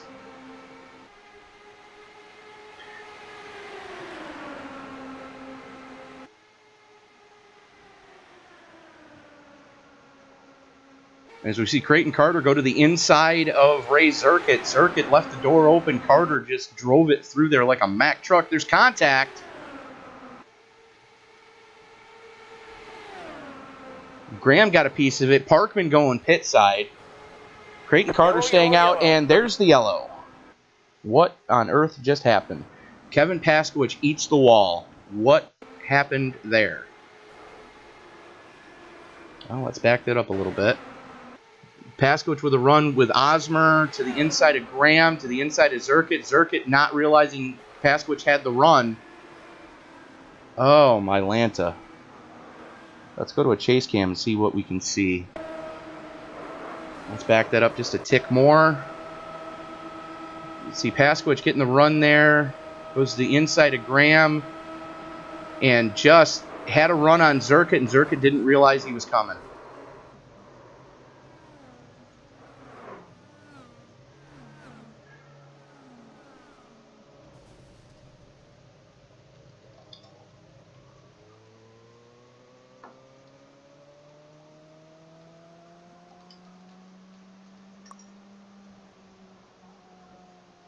So, the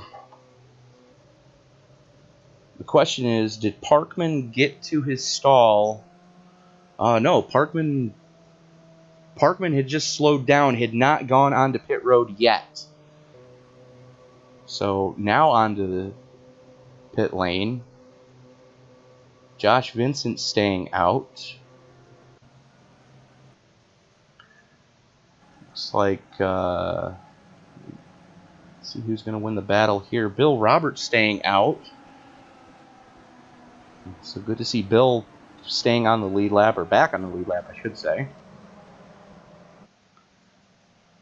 Josh Vincent staying out there.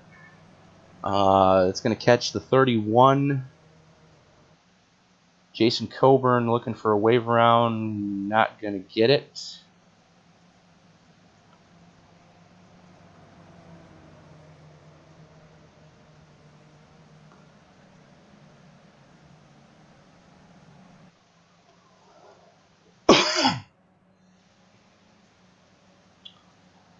Vincent on a completely different strategy from everyone else. There's Bill Roberts, who stayed out as well, currently sitting in second place. Ronnie Osmer winning the battle off pit road. And Creighton Carter, Jake Gordon, Alex Green, David Llewellyn, Brad Truex, Chris Parkman, and Brendan Graham rounding out your top 10.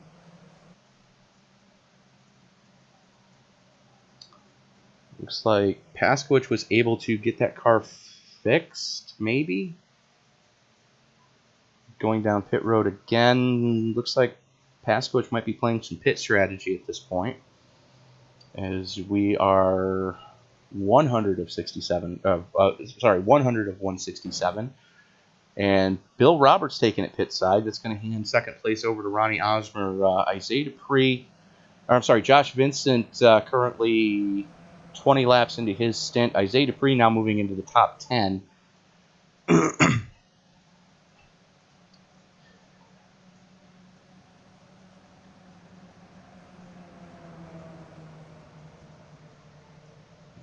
see, who do we want to speak to?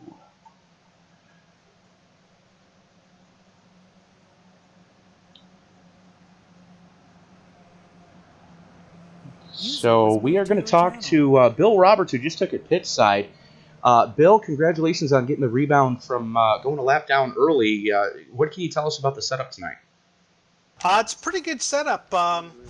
It starts to lose a little bit once you get it around lap 23, 25, and you have to burp it a little bit if you're around traffic. If you're not around traffic, you can floor it around the whole way still. So it's a pretty good setup. I like it. All right, fair enough. We're going to let you get back up into your team speak with the rest of your team right after we let the folks know that you are watching a presentation of the RobertsTechJobs.com Indy Speedway League. RobertsTechJobs.com is your Midwest leader in temp to hire and contract positions in the IT field for IT professionals. So if you are an IT professional in the Midwest, or if you're looking to relocate, go to RobertsTechJobs.com and be sure to let Bill know the ISL sent you. Best of luck, Bill, and hopefully we'll be talking to you post-race in the victory circle. Thank you. User was moved out of your channel. All right, as the lights go back out on the pace car, Ronnie Osmer, Josh Vincent, Creighton Carter, Jake Gordon, David Llewellyn, Alex Green, Chris Parkman, Brad Truex, Isaiah Dupree, and Brendan Graham rounding out your top 10. Let me make sure that we are live. We are.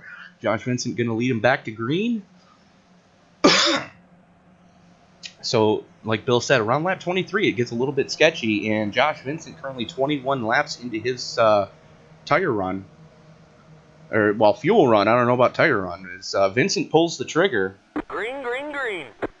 And Creighton Carter goes to the inside of Ronnie Osmer, gets a little bit better jump. Osmer running a single screen, so hung a little bit out to dry there. Jucks in right behind Creighton Carter as they set sail to try to reel in Josh Vincent right now. Vincent, again, 22 laps onto his stint as we are currently working lap 102 of 167.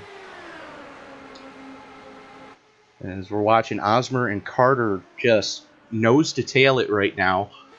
Still plenty of racing left in this one. Jake Gordon trying to stay within striking distance, but still far enough back that should he need to take evasive action for a first you say it, then you do it kind of moment, he can. As David Llewellyn and Alex Green going side by side, that's your battle for fifth right now. Green has it, Llewellyn wants it. And I've said it before and I'll say it again. It's good to have Alex Green back in the league. Took a little bit of time off for some personal issues and came back a completely new driver. Just reinvigorated as we watch Osmer take evasive action, going to the high side right there. It's going to let Jake Gordon reel in he and Carter as they have caught Josh Vincent, and now the four of them running nose to tail, and they are starting to gap Alex Green in fifth.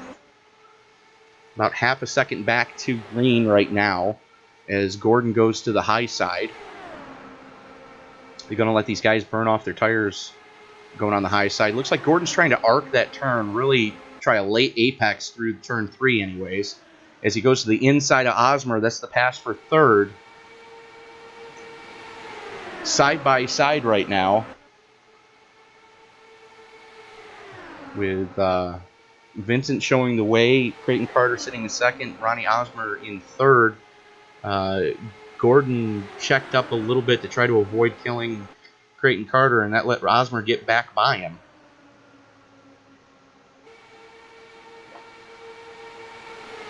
As Vincent with 27 laps on his stint, look for him to go pit side relatively soon here. Vincent, Carter, Osmer, Gordon, Green, Truex, Llewellyn, Parkman, Graham, and Dupree, your top 10. Ray Black Jr. currently sitting in 11th with his first start in the league. He's got the world's fastest hippie, Mike Whitaker, right behind him in 12th. Tyler Graff rebounding for some early problems. Back on the lead lap, currently sitting 13th. Tristan Anderson, 14th. Johnny Antonucci, 15th. Dylan Lucas, Cody Eldred, Kevin Paskowicz. Your last car on the lead lap in 18th. Quentin Young, first car one lap down. Currently working lap 109 of 167. As the freight train continues, and Alex Green has caught Jake Gordon. And he is to the inside of Gordon right now. A little bit of aero push. Brad Truex giving him plenty of room. Green keeping his foot into it. Gordon pinching him down a little bit. Not sure that's the wisest idea.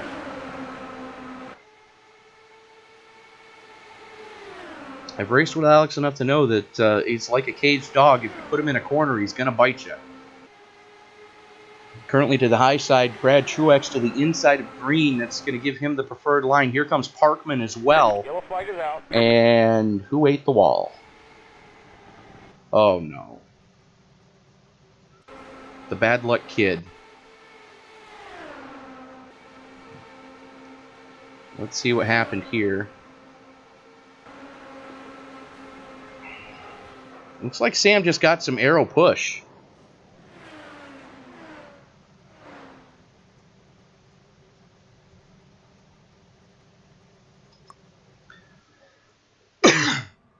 Saw Quentin Young coming on the inside and just caught the marbles.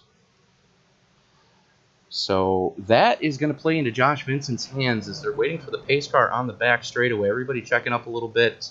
Ronnie Osmer to the apron to try to avoid getting hit. There goes the pace car through Vincent.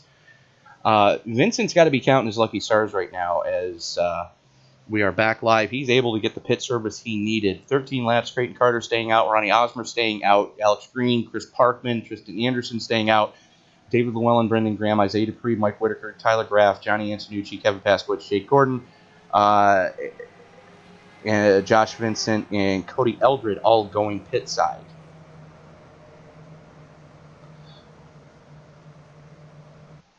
I'm sorry, Kevin Paskowicz stayed out. So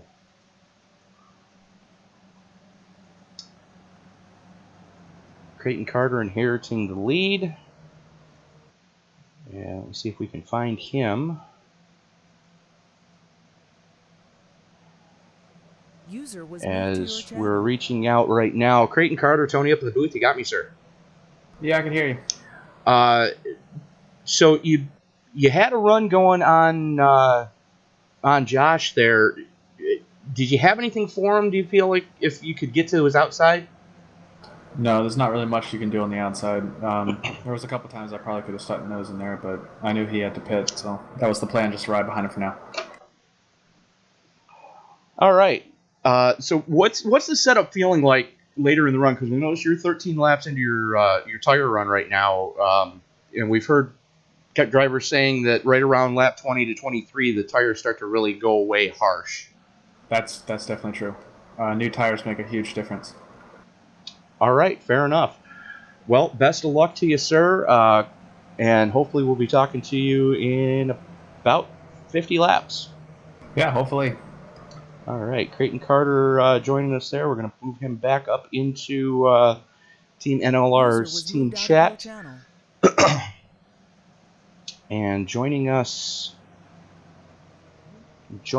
now, Creighton's teammate and team principal Tyler Graff, who had some early problems, has rebounded, currently back on the lead lap. Now, Tyler, correct me if I'm wrong, but you're running for brain cancer awareness? Yep, that's the primary sponsor. There it is. Okay. I have Target on the car tonight, but I always have Drive to End Brain Cancer on the car. Drive to End Brain Cancer. All right. So definitely a good cause there. I'm definitely a supporter of anybody that is trying to raise funds or at least awareness for any cancer cause. Like I mentioned earlier, my aunt's suffering from multiple melanoma right now. But sorry to hear that. Thoughts and prayers are asked for. Lights are going out on the pace car, Tyler. Just wanted to touch base with you to see how you were feeling about the setup tonight. The setup, there's a lot of rear downforce on it, so it makes the front end push. It's been extremely difficult for me. I have the flu right now, and moving my arms is a challenge in itself. So I've been battling it quite a bit tonight. All right, fair enough, Tyler. Would like to give a shout out to the entire Motorsports graphic design crew as we're watching your teammate Creighton Carter lead the race with the MGD colors on the car. For all your in-sim graphical needs, you got something going through your mind, you want to see it on your race car, give Tyler Graff a jingle. Motorsports graphic designs. Thank you. User was moved out of your channel. So Tyler currently sitting 14th, 13th, one of the last cars on the lead lap. His teammate Creighton Carter currently leading this piece. As we are currently working lap 114, going to go back green on lap 115. You see two NLR cars with Creighton Carter and Alex Green on the inside. Actually, three of them. There's Tristan Anderson up there as well, and Creighton Carter not wasting any time pulling the trigger. Ronnie Osmer goes with him. Alex Green giving plenty of room. Parkman to the outside. Tristan Anderson to the inside. Three Team NLR cars running for Motorsports Graphic Designs tonight. And you notice the Tim Hortons car on Anderson's whip tonight. That again was done by Motorsports Graphic Designs, as was the Home Depot colors on Alex Green's car. So Green and Anderson working right now together to keep Parkman on the high side. Here comes Kevin Paskowicz back up into the top 10 after that melee earlier. As Osmer all over the back bumper of Tristan Anderson. And you got to wonder if Osmer's going to have anything for him. You heard Jake Gordon say that you could get the outside line working, but it's going to be sketchy, and there's probably going to be contact as Anderson throws the block on Paskowicz. Parkman to the inside of Green. Green gives him plenty of room. Parkman goes through into third. So Parkman on a move right now. Carter still leading. Osmer sitting second. Chris Parkman, Alex Green, Tristan Anderson, Kevin Paskowicz, Brad Truex, Isaiah Dupree, Jake Gordon, and Brendan Graham back into the top 10. As Parkman makes an evasive maneuver trying to get an arc going into turn 3 to try to get a run through the quad oval portion. Parkman to the high side of Osmer. As Osmer stays sucked right up under the transmission tunnel of Creighton Carter right now. The entirety of your top 6 currently working 20 laps as Isaiah Dupree starting to make some moves. 7 laps on his stint right now. As we are lap 119 of 167. As Parkman gets to the high side of Osmer. Osmer back to the inside of Parkman. You got to wonder really what's going to happen here if Parkman can get that outside line to work. And Creighton Carter protecting the inside and trying to throw the block on the high side. Osmer goes to the inside. Carter slams the door on him. Looks like Osmer's going to have to check up. Going to get the run on the inside of 2. Carter throws the block again. Parkman to the outside. Osmer to the extreme low side. These guys are getting chippy. You'd almost think it was the last lap already as Carter and Osmer just throwing block after block on each other. As Paskowicz up into 4th right now gets by Alex Green.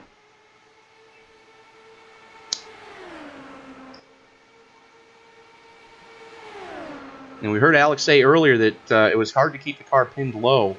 As Osmer goes to the high side, gets a little bit of aero push. Here comes Paskowicz with Parkman. Paskowicz no hole yet. Parkman to the inside of Ronnie Osmer. Parkman with the preferred line through 1 and 2. Paskowicz with a little bit of aero push, almost collects Osmer. Goes with Osmer on the high side. Looks like a lane change for Paskowicz. Just trying to find any bit of aero grip right now in the 7 there.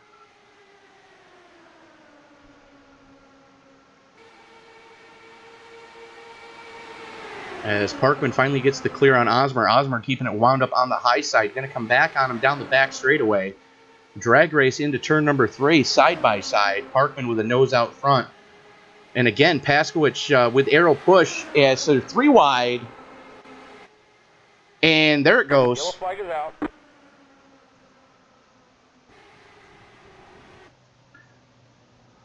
What on earth happened there?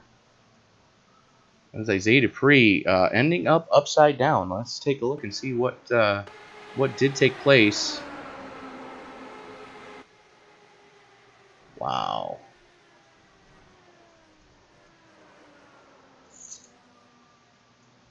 We're going to go to a chase cam there. See Paskowicz moving into the middle lane.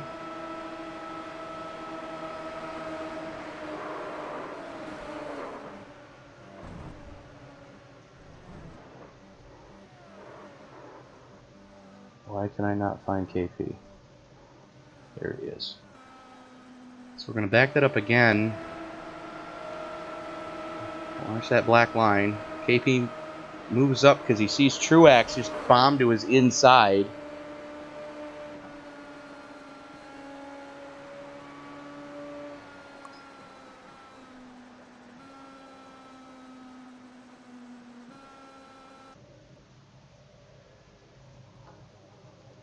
Paskowicz burning another fast repair. Brendan Graham staying out. So the rookie leading a lap here. Has season 1 champion Cody Eldred right behind him, who's also stayed out. Josh Vincent staying out. David Llewellyn staying out. Creighton Carter winning the race off pit road. Chris Parkman coming out in 6th. Ronnie Osmer 7th. Kevin Paskowicz in 8th. Brad Truax 9th. And Alex Green currently sitting in 10th. Still waiting to hear from race control as to who is going to be to blame there. The 4 forcing it 3 wide, going through 3. Paskowicz taking evasive action to avoid killing the 4 actually caught Isaiah. So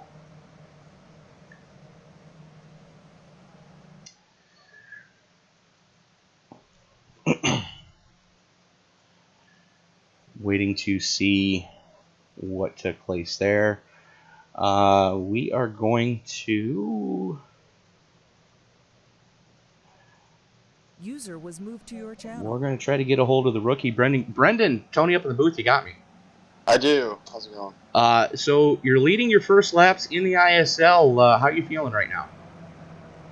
Well, all right. I think I'm a little bit off strategy from everyone else to try to get those laps there, but kind of hoping for another caution here in the next, 5 or 6 laps and get back on sequence with everyone. Well, fair enough, but you've got some heavy hitters behind you with Cody Elder, Josh Vincent, and David Llewellyn, 2nd through 4th. Do you think you have anything for those guys, should this stay green? Yeah, I think I've been pretty fast all day and running top 10 pretty much the entire time. So I'd like to think that we got something for them, and I guess we got a few laps here to figure it out. All right, so tell me this. Considering that you work on a real-life IndyCar crew, Which do you prefer, driving the IR05 or working on the DW12? I like working on the new car a lot better than any of them. But I don't know. It's a pretty good toss-up. I enjoy racing here, and I enjoy my job, so I don't know. All right, fair enough. So I'm just going to put this out there to your team owner that should they be looking for a test driver for the upcoming season, as if I'm seeing things correctly, you're going to be restarting the outside line? I'm in the booth, I'm sorry. All I right. am, yep. All right, we're going to send you back to your team right now, and best of luck to you, sir. Thanks, appreciate it. User was moved out of your channel. And if Brandon's team owner is watching this broadcast, if you're looking for a test driver for the upcoming season, look no further than the driver of the PH Awareness, the mighty number 12, Mr. Brandon Graham. So Brandon being the first driver tonight to try to restart on the outside line. So it's going to be something interesting to see. Is we're going to make sure that we are live. We are. As Brandon getting ready to bring him back to green. Cody Eldred to his inside in second place. Cody trying to keep Brandon within an eye shot right now. Cody running single monitor as well. And pace car goes in. Brandon pulls the trigger, and Cody goes with him. So does David. Cody getting a little bit better jump than David did. Here comes Josh Vincent, able to rebound from an early melee.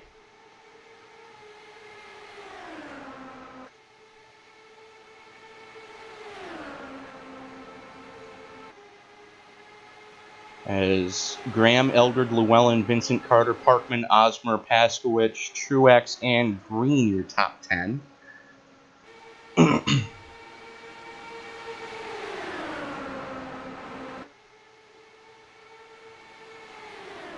Vincent looking on the inside of Llewellyn right now. As we're seeing guys take vastly different lines through these corners. Eldred given plenty of room on the high side. Almost contact between Vincent and Carter. As Llewellyn now sets sail to try to reel Brendan Graham in. Llewellyn on the high side, Graham on the low side. And David trying to arc the corner. This could get interesting as we are currently 36 laps to go. This time across the stripe. Graham continuing to show the way. Llewellyn still trying to get that outside line to work. Josh Vincent almost making it 3 wide there. David Llewellyn shutting the door, saying, no, I don't think so. Vincent with the preferred line side by side with Llewellyn right now. Vincent's going to get the clear up into second. Graham still protecting that low side. Vincent right on his transmission tunnel. Here comes Creighton Carter as well, and Chris Parkman as they do the snake down the back straightaway. Llewellyn getting hung out to dry on the high side. From the it seemed like a good idea at the time category, just drops from second all the way to sixth. Just that quickly, and here comes Ronnie Osmer. David's not careful. He's going to lose another spot as Osmer goes to the inside of Eldred. As Vincent gets to the inside of Graham, and Graham's going to get shuffled back. Carter's going to get by. Parkman is there as well. Graham given plenty of room and not trying to bend that car up, just trying to bring home a good finish right now. As Carter and Parkman go side by side. Carter going to the high side. Parkman, apparently Parkman was making Carter a little bit nervous. Carter not wanting any of it. Getting a run on him back to the inside of Parkman, going through the quad oval portion. And Josh Vincent's got to be seeing this in his rearview mirror and loving these guys battling like this, knowing that he's got a little bit of a safety net. As Llewellyn gets to the inside of Graham, that's your battle for fourth.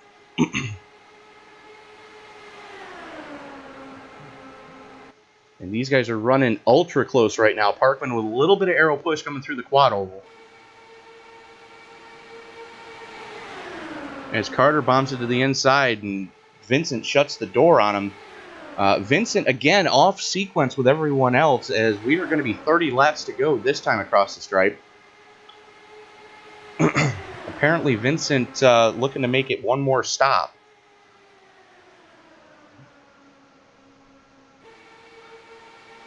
Parkman looking on the inside of Carter. Carter with the draft right now. Here comes Graham back to the inside of Llewellyn.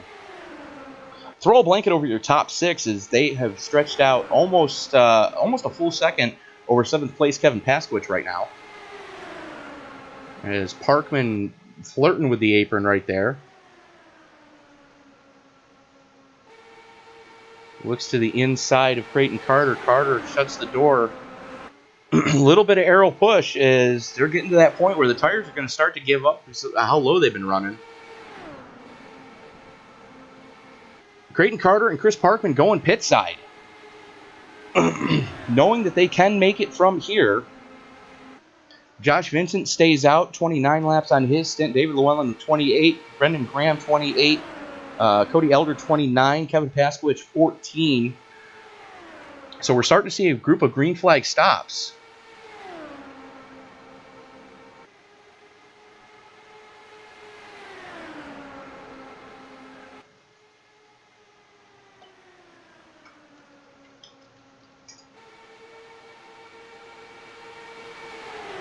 Josh Vincent continuing to show the way. David Llewellyn currently sitting in second. Brendan Graham in third. Cody Eldred sitting comfortably in fourth, just conserving fuel right now. And Vincent's got to be almost on bingo.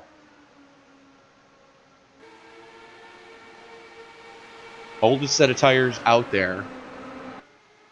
Praying for a caution. And that looked like Tyler Graff that they just went around. Brendan Graham on the high side. David Llewellyn on the low side. Cody Eldred with no hold, just riding right now.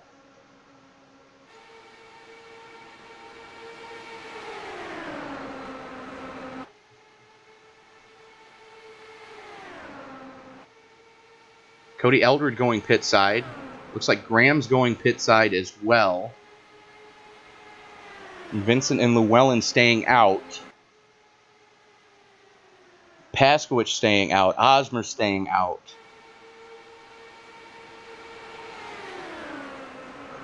And everybody's making their bed and lying in it as we are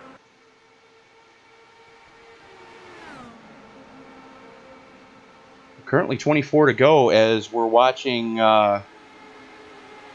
Llewellyn and Vincent go pit side. That's going to hand the lead of the race over to Kevin Paskowicz. Ronnie Osmer right on his transmission tunnel. Brad Truex within striking distance. 23 laps to go. Everybody can make it from here. And you got to think some of these guys are thinking to hopefully get a caution right now and catch a lot of guys a lap down.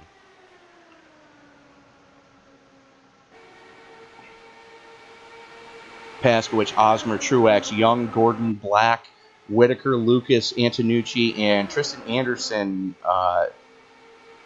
your top 10. Isaiah Dupree, Lascar, who did not pit in 11th. Creighton Carter currently sitting in 12th.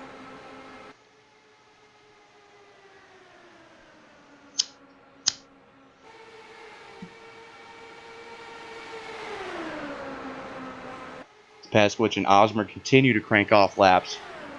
21 laps on their stint right now. You got to wonder when they're going to bring it pit side.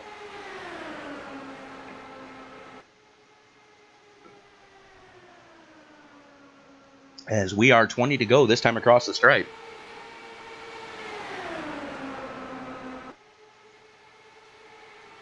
As Jake Gordon looking to the outside of Quentin Young. No love lost between those two.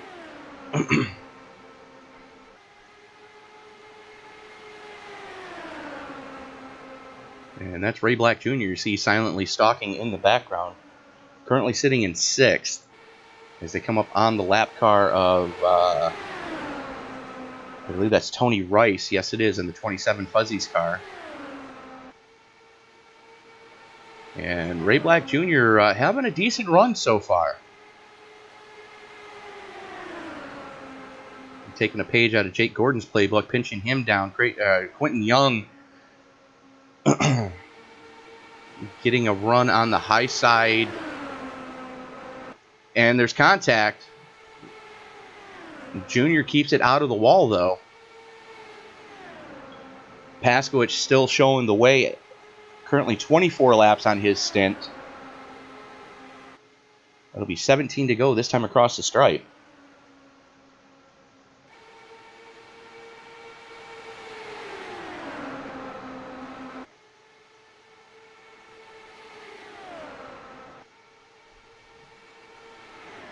And that's going to be a big ask as they're 25 and 26 laps on their stints in the top 6.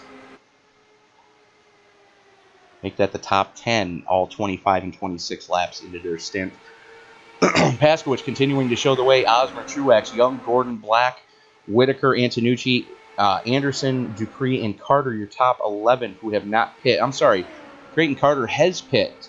Currently 11 laps into his stint. Isaiah Dupree, the last car who has not pit, currently sitting in 10th. Over a second back, Tristan Anderson, Quentin Young, Ray Black Jr. going pit side. Question is, can they hit their marks? As Tristan Anderson 1 lap down. Young and Jr. both down and away.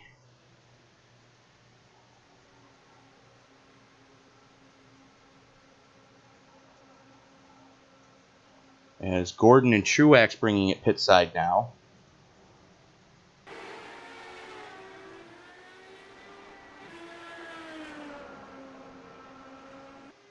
So Ray Black Jr. now sets sail to try to reel in Quentin Young. Those guys are a lap down. Jake Gordon, Brad Truex, last car currently, and there he goes a lap down. Great.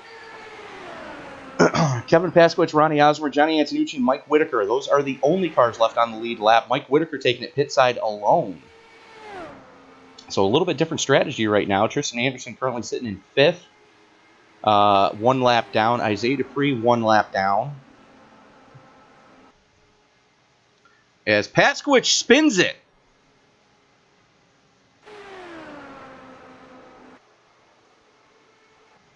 Antonucci going pit side. Yellow. And we got a yellow. Why do we have a yellow? Why do we have a Jake Gordon? What did you do? Just tried to gas it too much. Spun it. Drifts it. And up onto the track he goes. Blap. So the question is, where does everybody shake out in this? Ronnie Osmer just caught the field an entire lap down.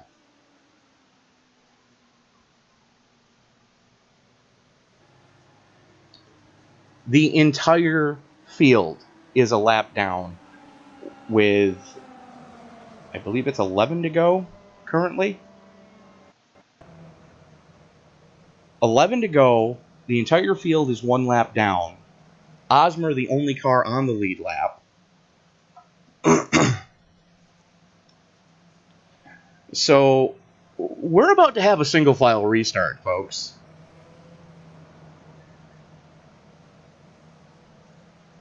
As Osmer taking it pit side to get his service, that's going to give everybody the wave around. So, 10 to go, and Osmer catches the field a lap down.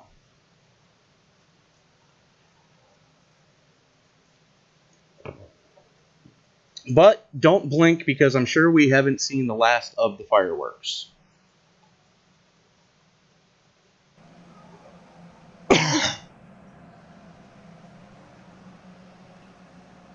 As Osmer finishes his service, comes back out.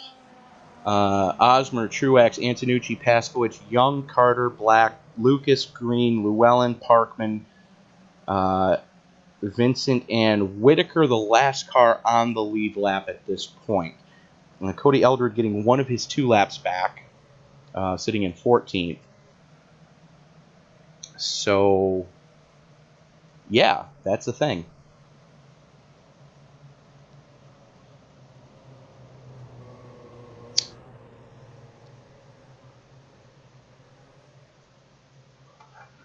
The one I feel sorry for right now is Brad Truex. He was the only one left on the lead lap when the caution came out. So, no, I'm sorry. He was a lap down as well. He got the lucky dog. Everybody else staying out for the waiver round. Whitaker bringing it pit side. Going to go another lap back down.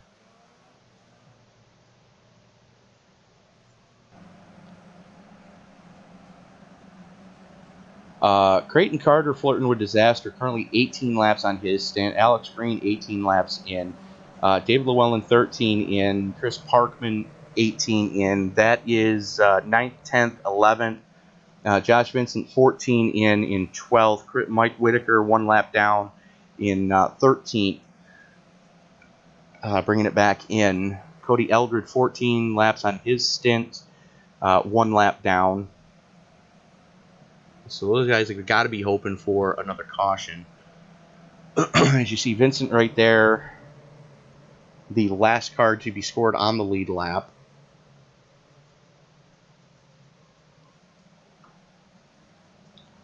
Brendan Graham 2 laps down. Apparently got busted speeding.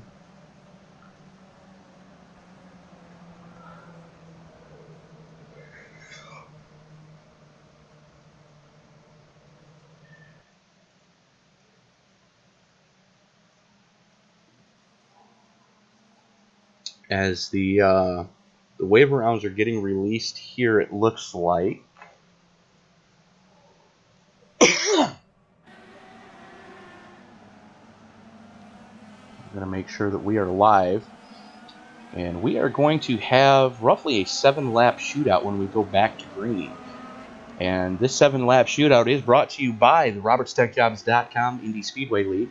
RobertsTechJobs.com, of course, is your Midwest leader in temp to hire and contract positions in the IT field for IT professionals. So if you are an IT professional in the Midwest, or if you're looking to relocate, go to RobertsTechJobs.com and be sure to let Bill know that the ISL sent you. So, Ronnie Osmer in the catbird seat.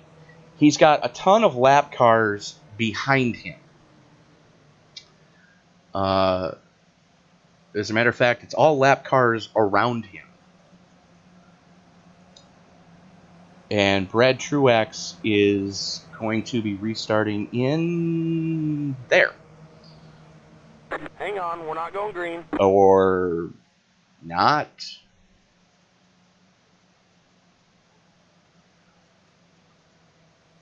Okay.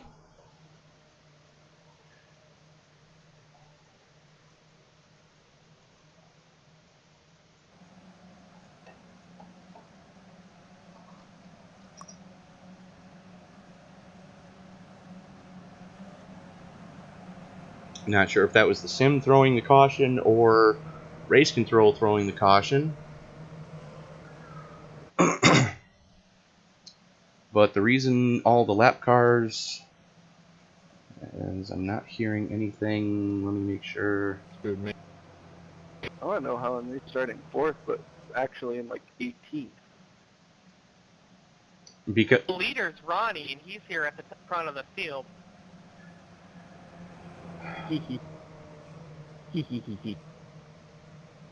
it's Back it up, guys. I won't complain. it's because of all the waiver rounds.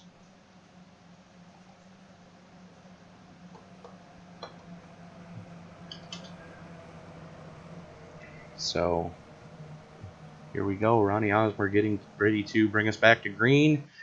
As he holds it down, finally pulls the trigger. Osmer getting a great jump over 2 seconds to the good, and who died? Looks like Ray Black Jr. Wow. Cody Eldred.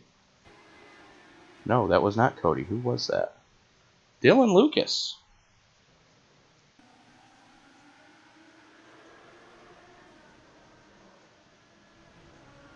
Okay, what happened there?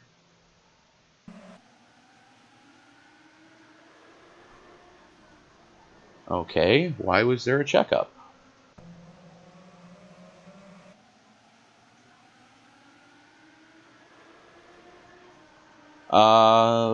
Looks like Ray Black Jr. just ran over Creighton Carter.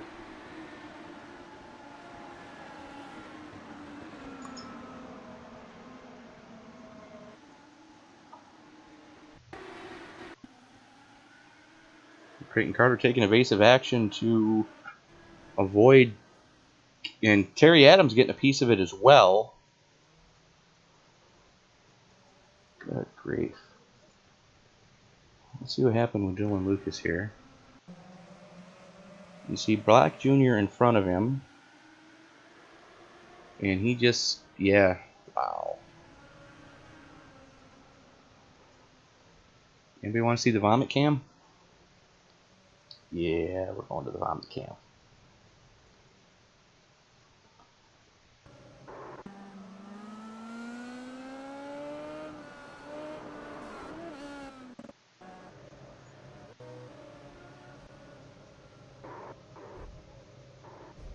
Good grief.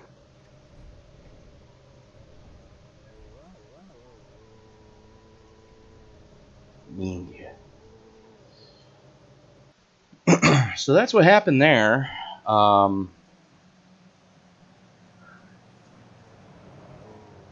So a handful of laps to go here. Looks like we may possibly get a green-white checker.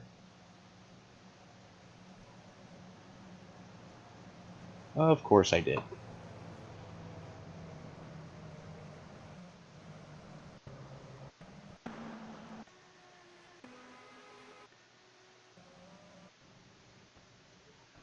Let's go to that restart and see what happened again, since I had the thing up on the thing. So you see Creighton Carter in front of Ray Black Jr. Quentin Young tried to jump the start, checks up. Creighton Carter takes evasive action. Ray Black Jr. catches him, and Dylan Lucas goes on a wild ride. And we are going to do this again here, as we are going to go... Where are we here? We're going to go cockpit on Lucas this time.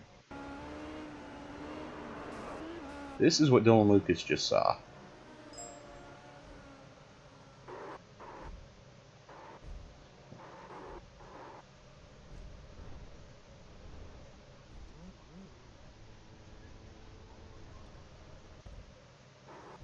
Jeepers. I hope he doesn't have a VR headset, because that would just be insane. But yeah, Ray Black Jr. catching everybody there. Oops. As we're gonna go back live here.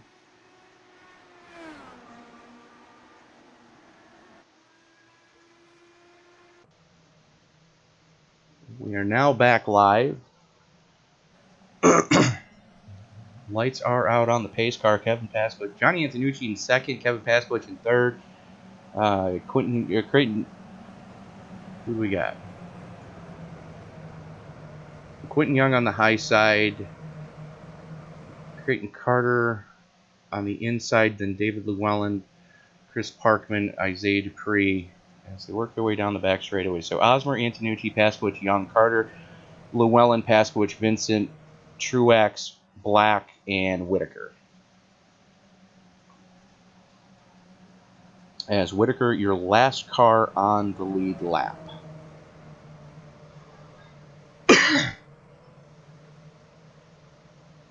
And we are going to get a green-white checker.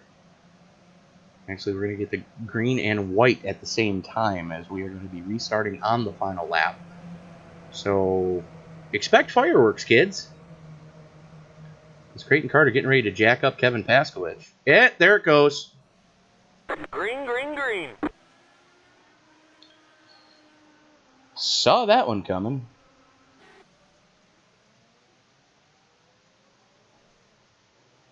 Frenchie getting a piece of that one. Let's go to the replay.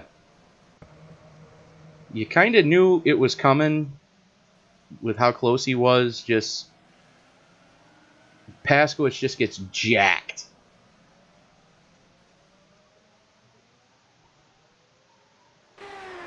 So Osmer clear sailing right now.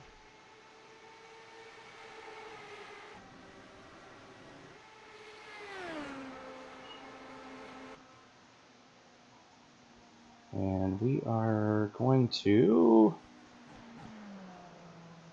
User was moved to your channel. bring into the booth right now Ronnie Osmer.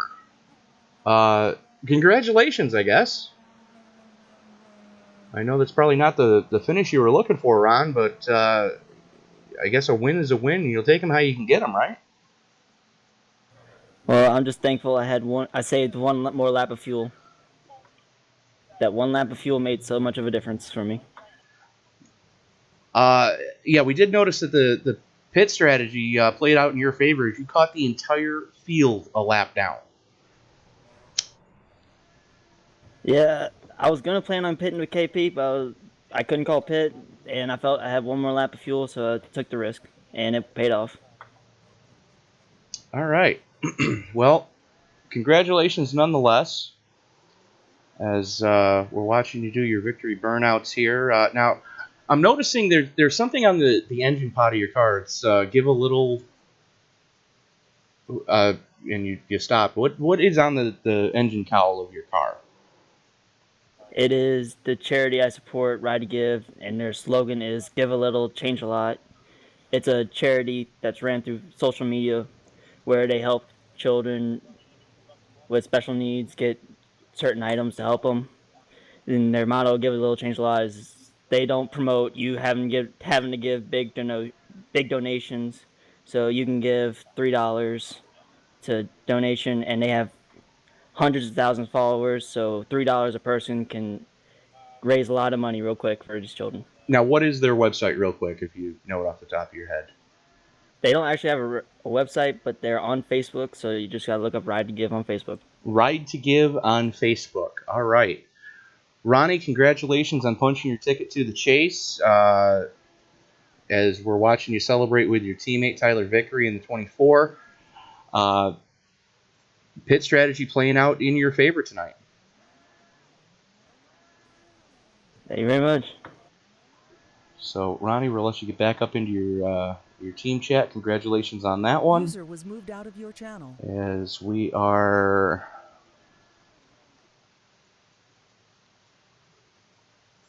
User was moved to we're your going to channel. bring Quentin Young into the booth this time. Quentin, you got me, sir.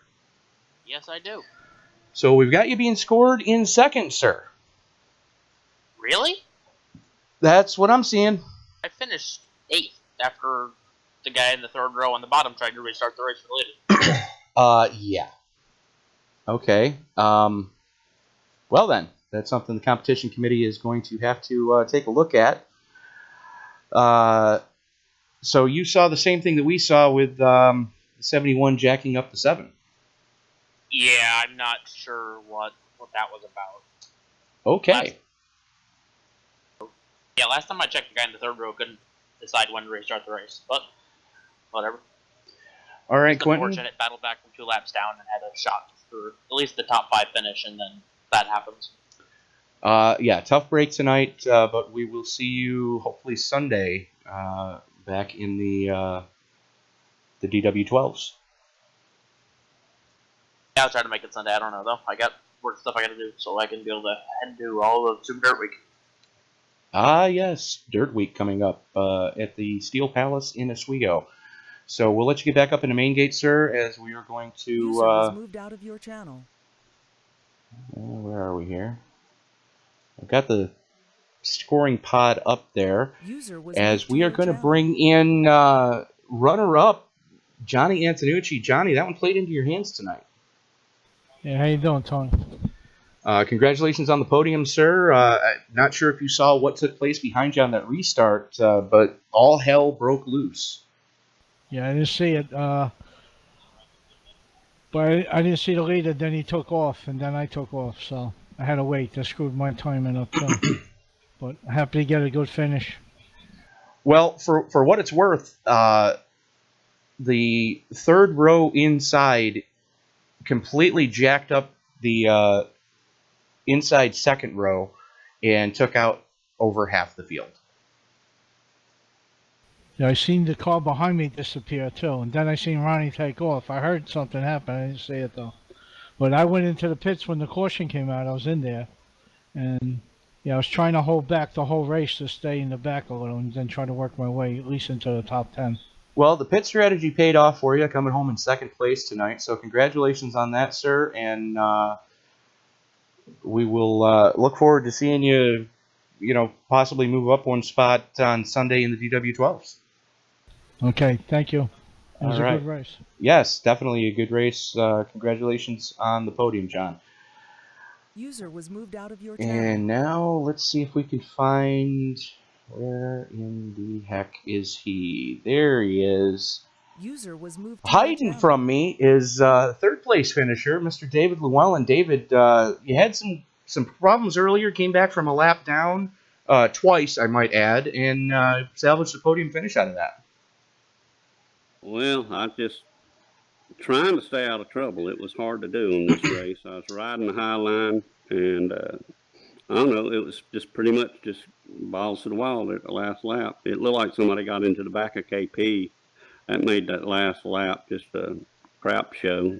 I hate it for him, but it was a fun race all in all. It was a hard race, but I'll take a third place. Well, third place, podium finish. Again, you had some problems early. You battled back from a lap down, and you're able to come home with the podium. So, what are your feelings going into Sunday's DW12 race?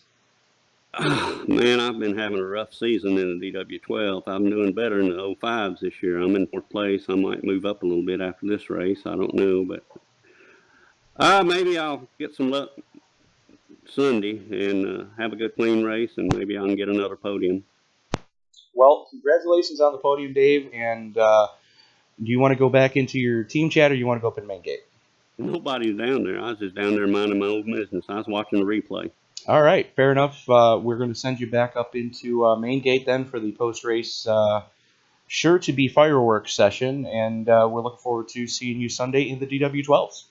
All right, we appreciate Robert's Tech Jobs for sponsoring us. I really appreciate all he does for us. Absolutely, as do I. So congratulations on the podium, Dave, and we'll see you in a little bit. Thank you. User was moved out of your All channel. right, now let's see if we can find, where is that team chat? Why do I not see him here? No. Of course he's not here. Why would he stick around? Apparently nobody told the rest of the newbies that they need to be in TeamSpeak after the race, but I would like to point out Mr. Ray Black Jr. coming home in 5th. So top 5 finish in his first start, so a little bit of damage at the tail end of that one. But we're not going to bring timing and scoring up because the only thing that's actually correct is the tower that you're seeing on the screen right now. Would like to remind you that you are watching a presentation of the RobertsTechJobs.com Indy Speedway League. RobertsTechJobs.com, of course, is your Midwest leader in temp to hire and contract positions in the IT field for IT professionals. So if you are an IT professional in the Midwest, or if you're looking to relocate, go to RobertsTechJobs.com and be sure to let Bill know the ISL sent you. If you do like what you saw tonight and you want to join in on the action, we are going to be starting the silly season for the Pro Mazda Icebreaker Series, which we do ask all new drivers to participate in prior to coming into the big cars, as we call them, on Tuesday nights or Sunday nights. So if you are interested in joining the action on track, drop your comment below with your Iracing screen name, and we will pass it along to league owner Alex Green and get you added to the Pro Mazda Series on Thursday nights. This Thursday, not sure which recruitment race we're going to be doing. However, the rest of the schedule, as far as my personal schedule is going to go, we've got the recruitment race for the Pro Mazdas on Thursday, followed by the We're Not a Parking Lot Yet Twin 35s from Irwindale in the SK Modifieds as part of the Paskey Sports Race of Champions. And yes, I did say Champions. SK Modified Tour. And then we will be back at Irwindale on Friday with the 3-hour World Figure 8 Championship using the Silver Crown car, as Layla Wilson hinted to earlier. And then we will be back here at Texas this coming Sunday in the DW12s. So on behalf of Alex Green, league owner, Bill Roberts, major league sponsor, this is Tony Trapasso saying we will see you, well, I will see you Sunday night in the DW12s.